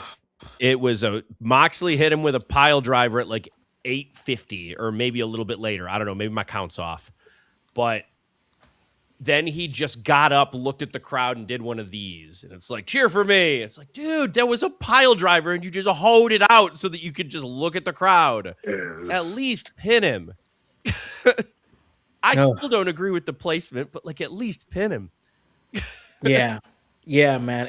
And like Tony's saying, he feels like the time limit draw to start the show was a mistake. I also agree with that, and I also no, that's stupid. That pissed me off. The afterbirth, and draws are supposed to do that. They're supposed to piss you off. They're supposed to be like, we wanted more match. So don't put it at the beginning of the show. Yeah. I get that you thought this was going to be a hot match, but you could have just as easily put Andrade and Hangman first, and it would have been a much better card placement. Yeah. I'm just going to say it because I know Voice is going to get into it too, and I'm opening up the floodgates here. I'm just at a point of somebody who came up watching him in the Indies, especially from around this territory here in the Midwest, and then watching all the stuff that he did with Sami Callihan with the Switchblade Conspiracy, then seeing who he came to be at NXT, great feud with like William Regal, a student teacher feud in NXT there, and then everything that he did with the Shield, and then the lunatic fringe character, to him completely shutting down on Stone Cold Steve Austin's podcast. Is I've just gotten to a point where I can't stand anything John Moxley does, man. Like, he just does what he wants to do, and it just seems like it's things that he likes to do as opposed to what everybody else wants to see. And I I don't enjoy watching him. Like, he's good, he's talented, he's this, he's that, but I don't enjoy his approach. I think that's what it is. I think it's the approach that throws me off, because it feels like it's just like I'm gonna do stuff I want to do instead of the things that needs to be done. And I think that's the key right there. You hit it on the head. And I think it's not just a Moxley thing. I think it also happens to the rest of the card sometimes. Is they almost don't know what's going to happen on the other matches. Like, people aren't telling them that, like, oh, this is also going to happen in this match. Because then, we'll see. I think I saw a pile driver in every single match. I think I saw a curb stomp in like two matches. Yeah, and only one of them was the finish. Yeah, it was Tony Storm. Tony Storm. Tony Storm's finish. And I hate the excuse of, oh, that's our finish, so that one's going to be more effective. It's like, no, it's still a damn pile driver, dude. So why are we kicking out of it or using it transitionally in other matches?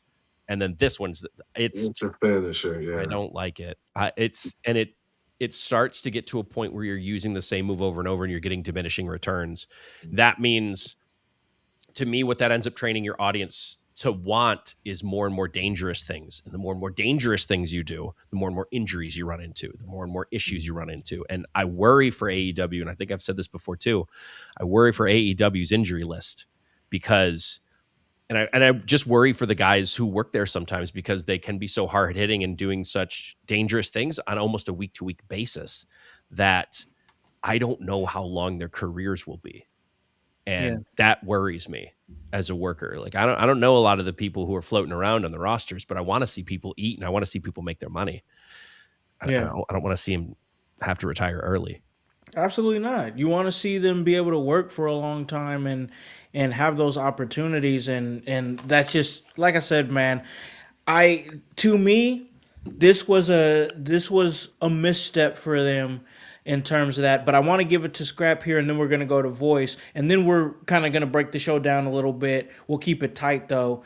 Scrap, overall thoughts as far as AEW Grand Slam in Australia? Well, what I saw of it, I'll let you know, I'm not the biggest AEW guy, but I do be paying attention because I like wrestling, so I like to know what's going on and shit over there. But like I said, I watched the first match with Mox, and like I said, the ending I wasn't really a fan of. Like, the draw endings, I felt like you could swap that out for the Andrade match. But also, there's like a point in that match that kind of like also pissed me off, because I'm like a make it make sense type of guy. Like, like, if you're doing like 8 pile drivers throughout the night, they all should be finishes. If one going to be a finish, they all should be finishes. But in this match, I was watching, and they went to pin each other, and they both kicked out at one. And that shit kind of like irked me a little bit. I'm like, man, y'all been going at it for almost 20 minutes, and now y'all kicking out at one, and this and that back and forth, and then it ends up being a draw and shit. And I was like, man, that shit, I did not like that shit at all. But like I said, I enjoyed the Hangman Page Andrade match. I enjoyed that. I saw that one, and I saw the little bit of the Wheeler tag match with the Orange and Tony. I saw a little bit of that. Yeah, I saw a little bit of that. I missed out on Kyle Fletcher and Mark Briscoe, though. Oh, you missed a good match. That was fun. And I heard. I want to go back. I'm gonna go back and watch Ladder Wars ROH. Yeah. Yep. Yeah, like I said, I feel like it's kind of you gotta suck to have a bad ladder match. I feel like in the history of ladder matches, you're not gonna have it's not gonna be bad. Like in my opinion, like I had never seen a bad ladder match that I can think of off the top of my head.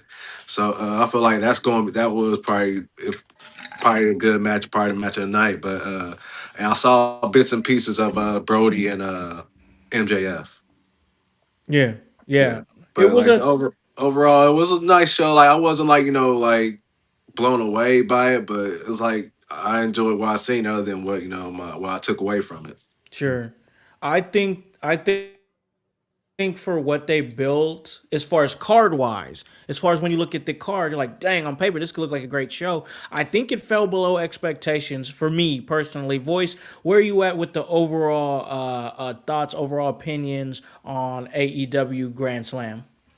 Tony Khan, I don't know what these knuckleheads are talking about. You put on a great thing. My PayPal is the voice JJ. So anytime, no, for serious, I see exactly where you guys are at. This was a very lackluster house. I think you nailed it with your take on empty calories. Moxley, I honestly, he needs to get away from the company. He needs to be Yeah. away from the company because this is my whole fandom looking into it. Tony invests so much into Moxley that everybody around in the backstage looks to that to be the next. So that's the path they're taking because that's the path they're seeing. You do have your outliers. You have Swerve because he's doing his own thing. Swerve is going to be great wherever Swerve goes from today till 10 years from now because he's captivating. He's built a solid foundation for himself. Adam, he's the same way. Page, he's going to be that guy who he can go elsewhere. But Moxley, right now, his whole demeanor to me is indie deathmatch wrestler who wants to be noticed for the next big move. And when you fucking take this guy and you put him out there in that mixed tag match at the end to make sure Yuta sits down and gets his head shaved, and then you stand over in the side of the ring just shaking your head, pretend like this dumb idiot has no clue how to play a face. This guy looks like a blind man at a strip club sitting center stage telling you what he's seeing. That's what this, like, I am so sick and tired of his poison that he is putting into it because that's how I see it, because Tony is the impressionable fan. You know why New Jack, no one ever asked New Jack to help them run a promotion? Because New Jack was there to create moments. Yeah. That's exactly what Moxley's there to do because he's that indie Death Star mentality. And that's great to be if you're a death match fucking wrestler. You're not, though. You're supposed to be the cornerstone of this promotion. Cornerstone. And if that's your cornerstone, guess what? Your fucking pyramid is about to fall because this bullshit. I'm sorry. I've given it weeks. I love everything that I'm seeing with AEW, except when I see the influence of Jon Moxley, and it is pissing me the fuck off because I'm sorry. I've done drugs, but in those drug states, I have come to a conclusion that guy sucks. No matter who I'm around, I can find you the person who sucks in the group. And right now it's Moxley. Like, we need to have him off. I love when they take Renee out there and they put her after a match and she interviews somebody. That to me gives me wrestling show vibes. I love those moments. I love what they do with Willow. I love what they're doing with the Babes of Wrath in general. I love that. I love what they did with Brody and MJF up until this final. There was a better way to go about it. You could have done some things here and there and changed it up and made it look more appealing. But they did what they wanted to do. I will say, though, a country that is hard to actually get citizenship in, which is Australia, you shouldn't be chanting these things. I'm just saying, you look very hypocritical. Like, it's very hard to get citizenship over there. It's not easy. They're very, not too particular, but they are kind of particular on who comes over there. So, but the moment was created, and that's all they needed for that thing. It was actually a decent match. I liked that match. They focused on basic things. They did what they needed to, but the overall package in which we were sold for this match, or this whole event, because AEW did a lot of promoting for it. It didn't. There was empty calories. Howse, you said it perfectly.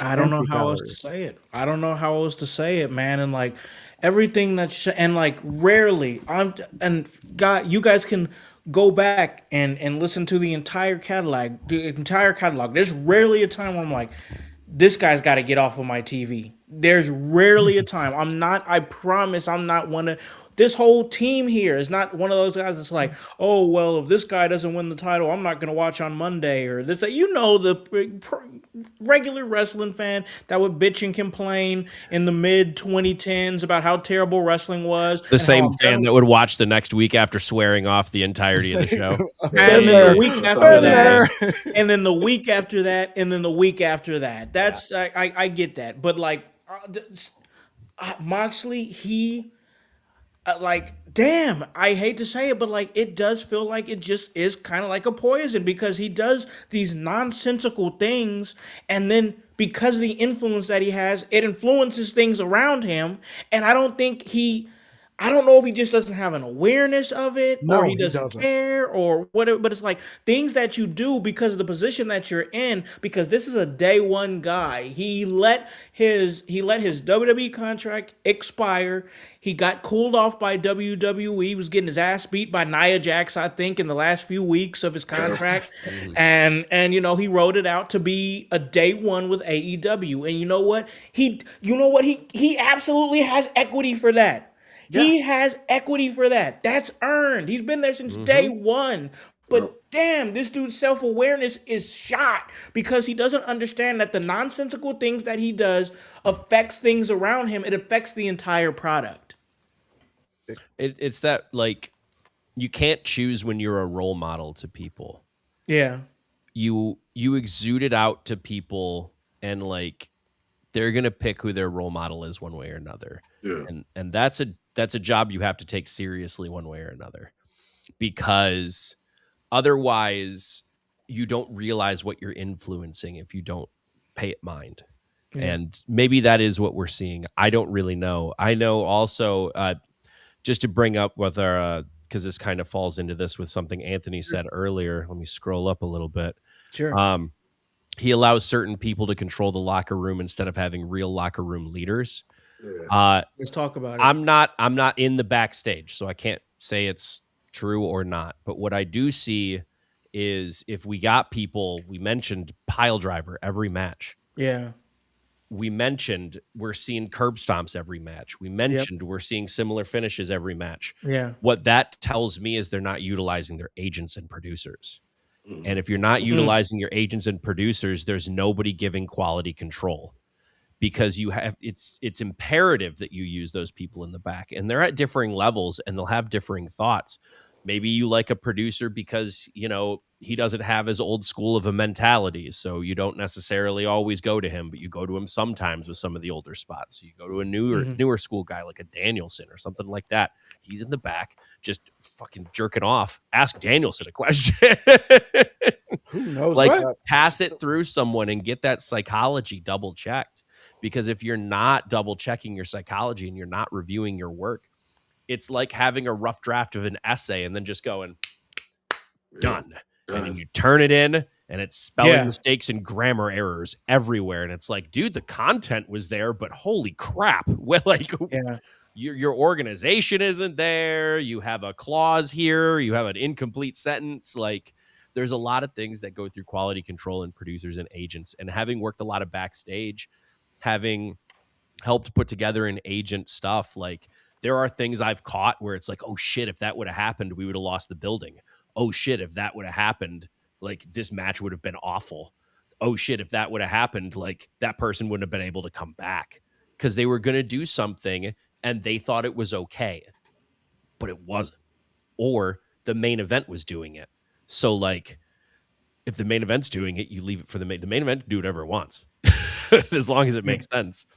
But I don't want the preliminary matches to be doing pile drivers if the finish of the main is a pile driver. That seems silly. Yeah. Like, it's, to me, they aren't. I don't know about locker room leaders because generally those roles can differ, but I can point almost with 99% confidence that they are not using their producers and agents. Yeah, man. And I think I said this before we went on the air, and I wanna say it here. I want to remember to say it here. So like we'll hear like a great match. Like in the last few years, we'll hear a great WWE match. AJ Styles versus John Cena, or Gunther versus Ilya Dragunov, or anybody. I'm just throwing names out there, and it'll be like, oh my god, this match was amazing. It was incredible. It was maybe just on a random Friday night, or maybe it was pay-per-view quality or whatever. Maybe like a few days after that match happens, and everybody's still kind of lingering on it. You'll hear like, hey, this match was agented, or this match was produced by Jason Jordan or Road Dogg or so-and-so. I literally have never heard them say that with AEW at I all. haven't either. I was thinking that same thing. Yeah. I mean, look at their top stars are more of a let's go on how it feels out there.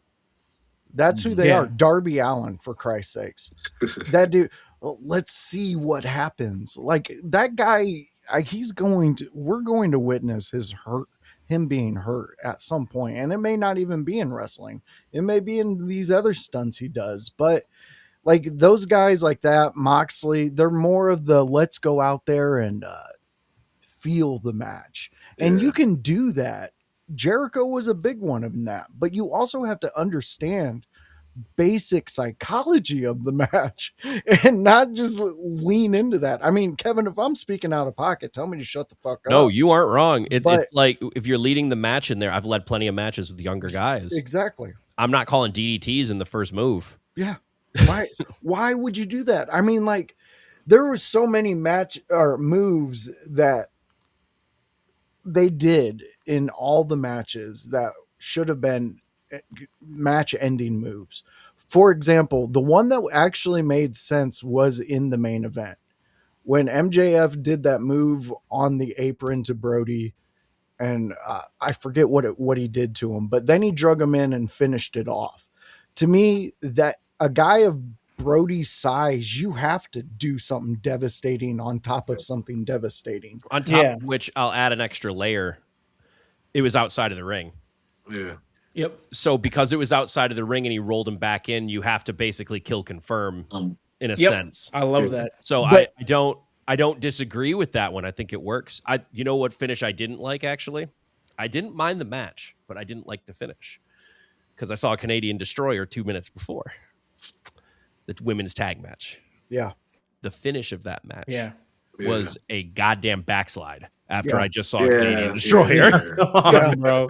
Just put them over clean, boys and girls. But again, like you said, a good producer back there would have already had that figured out. Because that would have been cleaned I up. guarantee you everybody involved in that match was like, this is a little confusing.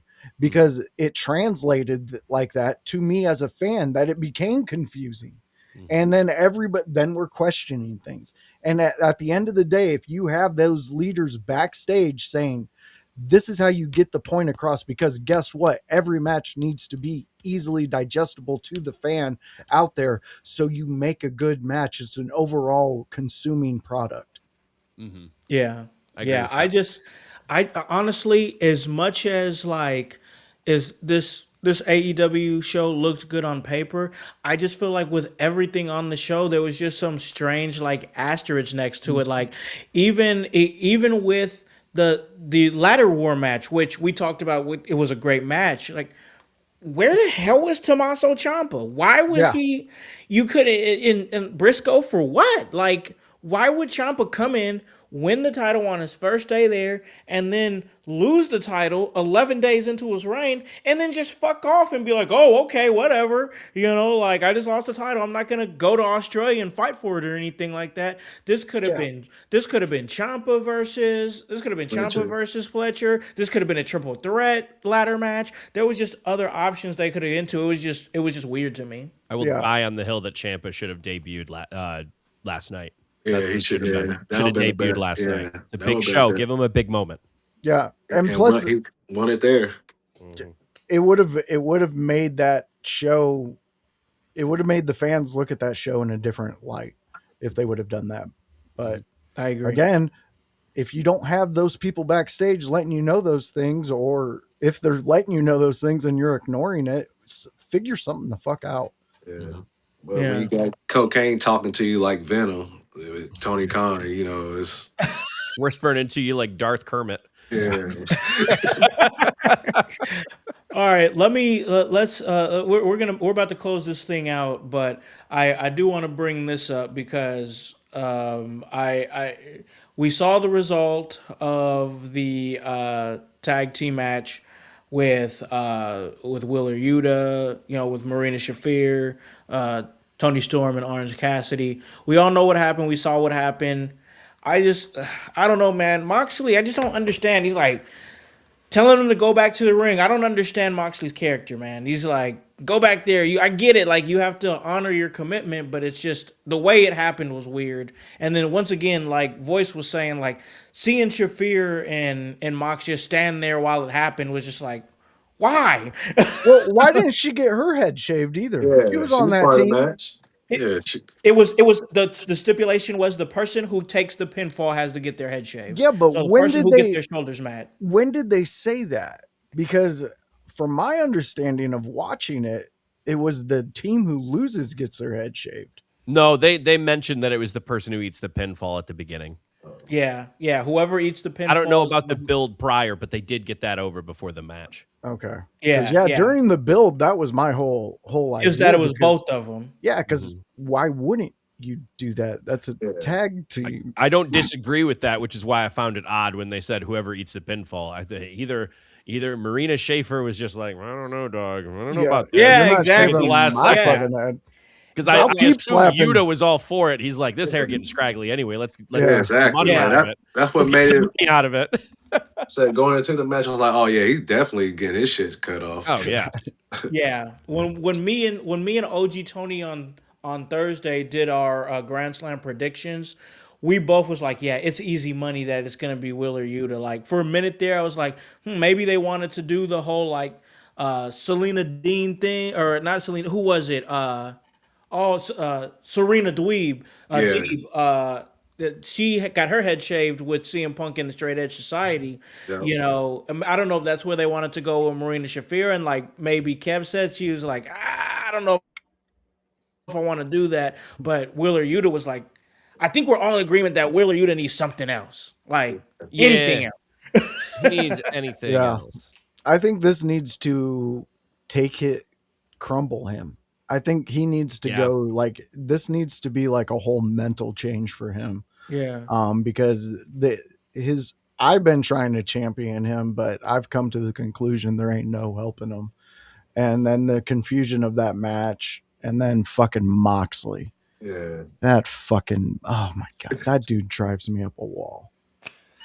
Dude, and I talked shit about Ivy Nile. But like Moxley, Jesus, man, like get a new chapter and like find an acting coach.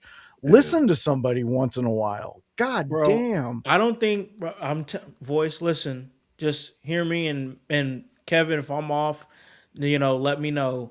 But I don't think looking at how Moxley is, his personality type, and the spot that he's in right now, I don't think that cat has any interest in changing anything right now. No. I don't see it either. At least I don't see it. I just don't see it. Yeah. Wow. There's no proof that could point me to it. He's still gonna bleed every match. He's still gonna just look like he doesn't give a fuck about nothing. Like he just looks depressed. Like, I don't get like, I want to watch and him it's crazy. watch his own match because I just want to hear how he hypes himself up. Oh, that's a fucking good one, wasn't it? Like, I could just he just seems caught him with knuckle that one. dragger to me. Yeah. Oh man, did you see that? Yeah, I seen how shitty you made the match look. Thanks, bud. He just, I think it's what Scrap said. It's like, it just, to me, once again, just to me, to mine eye, he exudes, I really don't give a fuck about being here. Like, he's basically doing Orange Cassidy shit, but better than him, because I feel it. I feel like he don't give a fuck. He's making me You know believe. what I'm saying? Like, he making me believe he don't give a fuck. Like, with like, it's almost, listen, that's just what I see. Like, it's like a dude that's just like, I'm here to do this thing my way. I'm not really interested in like what's happening tomorrow or the next day. Maybe that because you know everybody has an opportunity for that flip to switch. You know what I'm saying? That's not to say that nothing would, but just from the evidence that I see watching him move, I don't see this cat interested in changing at all. No. At all.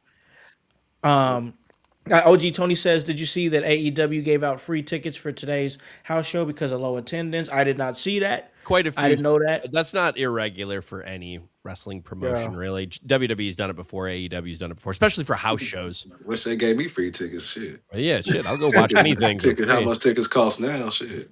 Yeah, for sure. For sure. No. All right, man. I just wanted to have this conversation. Once again, I thought Grand Slam, it was just a little below average. We're gonna ride out of the sunset, call this a great episode, but I'll say for me, and then we'll go around the room. I'd say this. I give this show.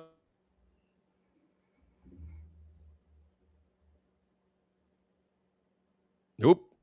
You fell out, Howse. Yeah, we lost you. We lost you, buddy. I thought I was messing up for a second. Like, oh, I'm messing up again. Yeah, I thought we were going to pull him back in. Well, I guess he's wanting us to give the grades. Usually we do a 5-star. So 5-star system. Yeah, usually that's what we do. Okay. I didn't see MJF versus Brody King. I missed it because I had to shower before this because otherwise my hair would have been greasy and I didn't watch it. So I don't think I can give it a full grade. I'll just say the match that I had the most fun watching, and this is weird for me because sometimes I don't enjoy all of his matches, was Hangman Page and Andrade. I think that one was my favorite match. Yeah, I enjoyed that match. It was a good match. They kept it nice and sound. It was psychologically there. And you know what? Big thing here. They hit the biggest thing, and it went right to the finish. Yeah. Give me that. Yeah. Give me something digestible. That's 100% on that one. I can agree with you. That one was a very put together match, and it made a lot of sense. It was maybe your Andrade typical, used his agents. Yeah, it was your and it was your typical just wrestling match. Like that's what made it stand out on the card. All right, Scrap. What do you got for this one? Like I said, like I enjoyed it. Like what I seen. Like I said, I didn't get to see it. Ladder match. I seen bits and pieces of the main event, but from what I seen, you know, it was outside the Mox ending and stuff like that. I enjoyed the hair versus hair tag team. It was entertaining. You know, I was entertained. Like I enjoyed the Hangman and Andrade match, which might have been my favorite match that I seen. So, but overall, I guess I'll give it a 3. 3? Yeah, 5. Yeah, I can. For what I seen. And that's a fair assessment for especially what you said you've seen. I watched the whole thing. I even watch it before we went live. Yeah. Yeah, I could see that. I'm going to go 3.5. I thought the way, especially when you and Howse were talking about it, and if we would have took the Andrade match and made that first with Paige, I think this would have turned it around a little bit more with the digestion of the card overall. And we got Howse back. All right, Howse, you and your I don't know, man. Tony Khan's watching us. I know, right? He's like, man, he's not why like aren't you? it. Y'all Dude, better he start is talking good getting about my on you and talk crap, man. I don't know what's going on. He said, I said 6.5, and he was like, nope. All right. So, Veto. Yeah, like I don't like that. all right. I didn't know what star rating system you're going with. I told the guys 5, but you went with the 10. Yeah, I went with 10. Yeah, I went with 10. All right. So you said 6.5 out of 10. 6.5. So that'd be like 3. Yeah. Yeah. That's That's like what I 3. gave it. Yeah, and that's where I'm at with it. I honestly, it did what it was supposed to do in some lights, and the other lights it really missed. I think it fell below standards. Yeah, and when that it did. happens, you got to call it when we call it, because we have been watching it dedicated. We have a We Thursday sure have. show for it, and we watch it, man. So yeah, I'm going to be 3.5. I'm going to give that one right there. And if we're on the 10, it would be a 6 around there. So like, that's where I'm at with it. Hopefully they do better. I mean, Dynamite might be, I think is going to be better. I think they're I think they're going to bring it back with Dynamite. I really do. Cause one of the biggest critiques that was had out there was they wasn't really great with the weekly programming, and I think that it's improved. Yeah, I agree with that. Tony, I wish I could agree. I mean, it was good, was and fun. I mean, for a match, it had the conclusion. We got what we were supposed to get out of it. Mm-hmm. I just there were some spots in it that it was like, what are we doing? I think for me, I liked the finish of it because again, they did the biggest thing. They did one of the biggest things in the match, and they paired it together, and that was the finish. Yeah. I think, and again, this calls attention to our favorite lad, Moxley's involvement in the afterbirth of it, I think was unnecessary. Yeah. Oh yeah. I think you didn't need that spotlight on him to send Yuta back or anything. Like I kind of see where they're going, but it's really heavy-handed. Yeah, it's too much. And again, the afterbirth of Moxley's match too was too much. You didn't need Takeshita to beat him up. Yeah, like I understand that. Like they get into a fight afterwards, and you just leave it as the draw, and then there's questions. Then who's next? Does Takeshita get another shot? He didn't lose. It sets it up now. So instead of just heavy-handed having him attack and going belt, like now I know it's going to be that. Yeah, and if it isn't, now it doesn't make sense. Yeah, so just too much, man. Just way too much. Too much. I don't know. But listen, we got to slide out of here. Call this a really great episode. And it was always a great chance to get Kev when we get him in on a Sunday, because I always enjoy his insights and hearing everything he thinks about things that are going on. And like I said, we get real about wrestling around here. Like, we have been consistently watching AEW, but if it's not up to the standards, we're going to talk about it. It's just the honest truth. So I definitely appreciate that. I also appreciate our great guest, Scrap Lotto, coming on and chatting up with us, a part of the Content Creator Series. And man, just great to have those conversations, because we've got a chance to hang out with you over in Kokomo when we did our live show. I've got a chance to sit and watch a show with you, and sometimes you talk to people on these shows and you don't get a chance to be in a wrestling, environment with them. So I got a chance to be in that with you and kind of see how you are as a fan, and I really enjoyed it, man. So of course, out of respect, I got to do my due diligence, give you the floor to plug anything that you want to plug. The floor is yours, Scrap. Well, thank you. I enjoyed my time on today's show. Minus the interruption from Tony, but y'all can find me, I got my podcast and Music for Life podcast. I'm on Spotify. I'm on Apple Music. I'm on wherever you listen to your podcast. Find me on there. I'm on Twitter, X, wherever you call it. I call it Twitter. That's the mama name of Twitter. I'm gonna call it Twitter. So I'm gonna call follow me on Twitter at Scrap Lotto, on Instagram Scrap Lotto, and on Facebook Scrap Lotto. I'm Scrap Lotto everywhere. So look out for a new episode of the Music for Life podcast. Right on, man. We appreciate you coming through, having a really great episode. Yep, and I gotta have you on there too. Hey, I would love to come on there and talk some music with you, man. Yeah, That would definitely be a vibe for sure. So we'll get that queued up and make that happen. But once yeah, again, most thank you for definitely. your time on here, bro. It Oh was a yeah, vibe. appreciate everything, and y'all be safe and be classy. Yeah, no problem, man. We appreciate you, Kev. I'm gonna give the floor to you, brother, man. Where can they catch you and everything that you're doing? Well, you can follow me at Kevin Calloway on Facebook, Calloway Kevin on Instagram. We're releasing and filming more top 3 videos for the IYH channel, so like and subscribe there. You can see some of the top 3s of. I think I'm going to film the greatest Intercontinental champions. Ooh, okay. tomorrow. I like I'm it. gonna I give like that a top lot. 3 of Like that. that. And as always, catch me on the old Raw review show on Tuesdays with my boy Voice. Yes, man. My guy, producer of the show, of course, on Wednesdays, he's the educator of extreme, but every day he's producer of the show, the voice Josh Joseph. Where can they catch you and everything that you're doing? All right, fans. So if you enjoyed this, you can catch me and Kevin on Tuesday, where we do the Monday night recap review show on a Tuesday, where me and Kevin sit down and we talk Monday Night Raw. Whatever you just watched on Monday, me and Kevin are going to talk about it. And we want you in the chat. As you've seen in this episode, there was a lot of great questions, guys. Some of them we can't get to because it doesn't flow with the show. We have to flow with the show sometimes.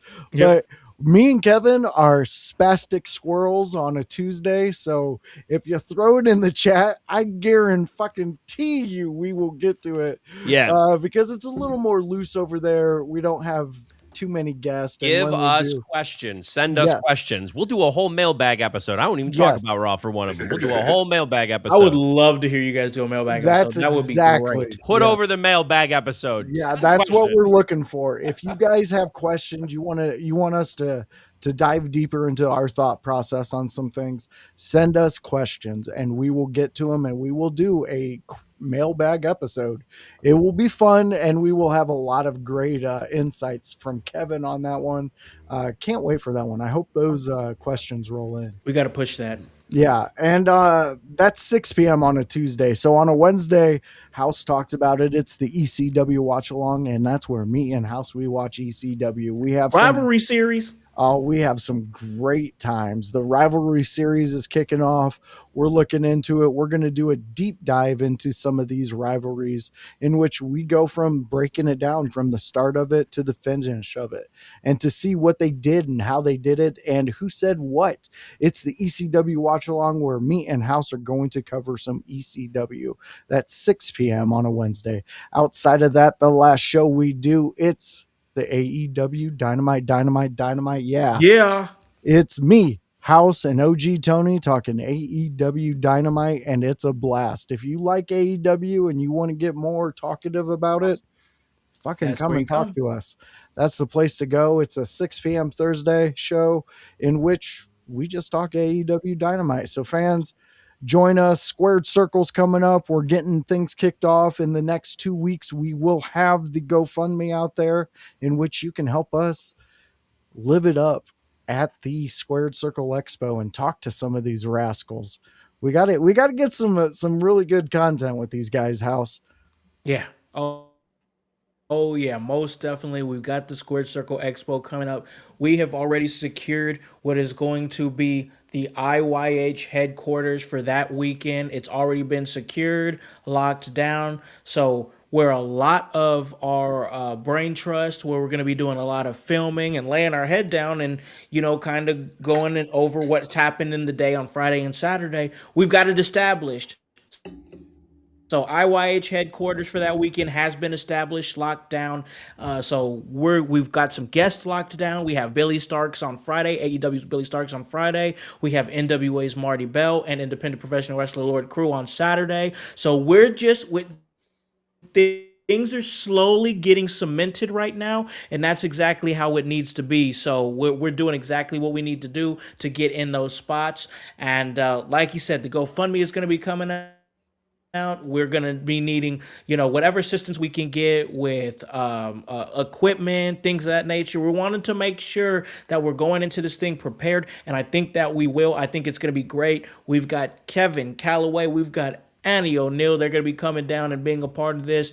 Annie, of course, one of the best interviewers in the game, along with voice Josh Joseph, and then Kevin Calloway, our wrestler analyst, who's going to be breaking all things down. We're getting it all. We got Hype. He's going to be there. He's going to be head of production there for that. Hypocrisy Jones doing his thing, just like he did at House of Heat. We've got it all together. It's all going to be part of the work, and that's HOWSC, and the W stands for work. So for our great guest, Scrap Lotto, host of the Music for Life podcast, for the Chaos Goblin, Kevin Calloway, and the voice, Josh Joseph. I'm Malakan the Con Man House, here to remind you to tell a friend, to tell a friend, to tell a friend to hop on this bandwagon. Get on or get gone, because the household is still going mighty strong. You guys have a great day and a great rest of your week.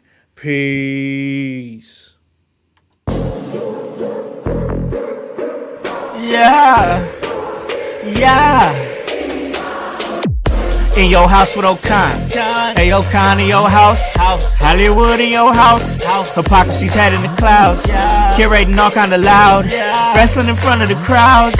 Paragon's holding it down. Anybody can get it. Josh Joseph standing on his decisions. He is the voice. There is no choice. We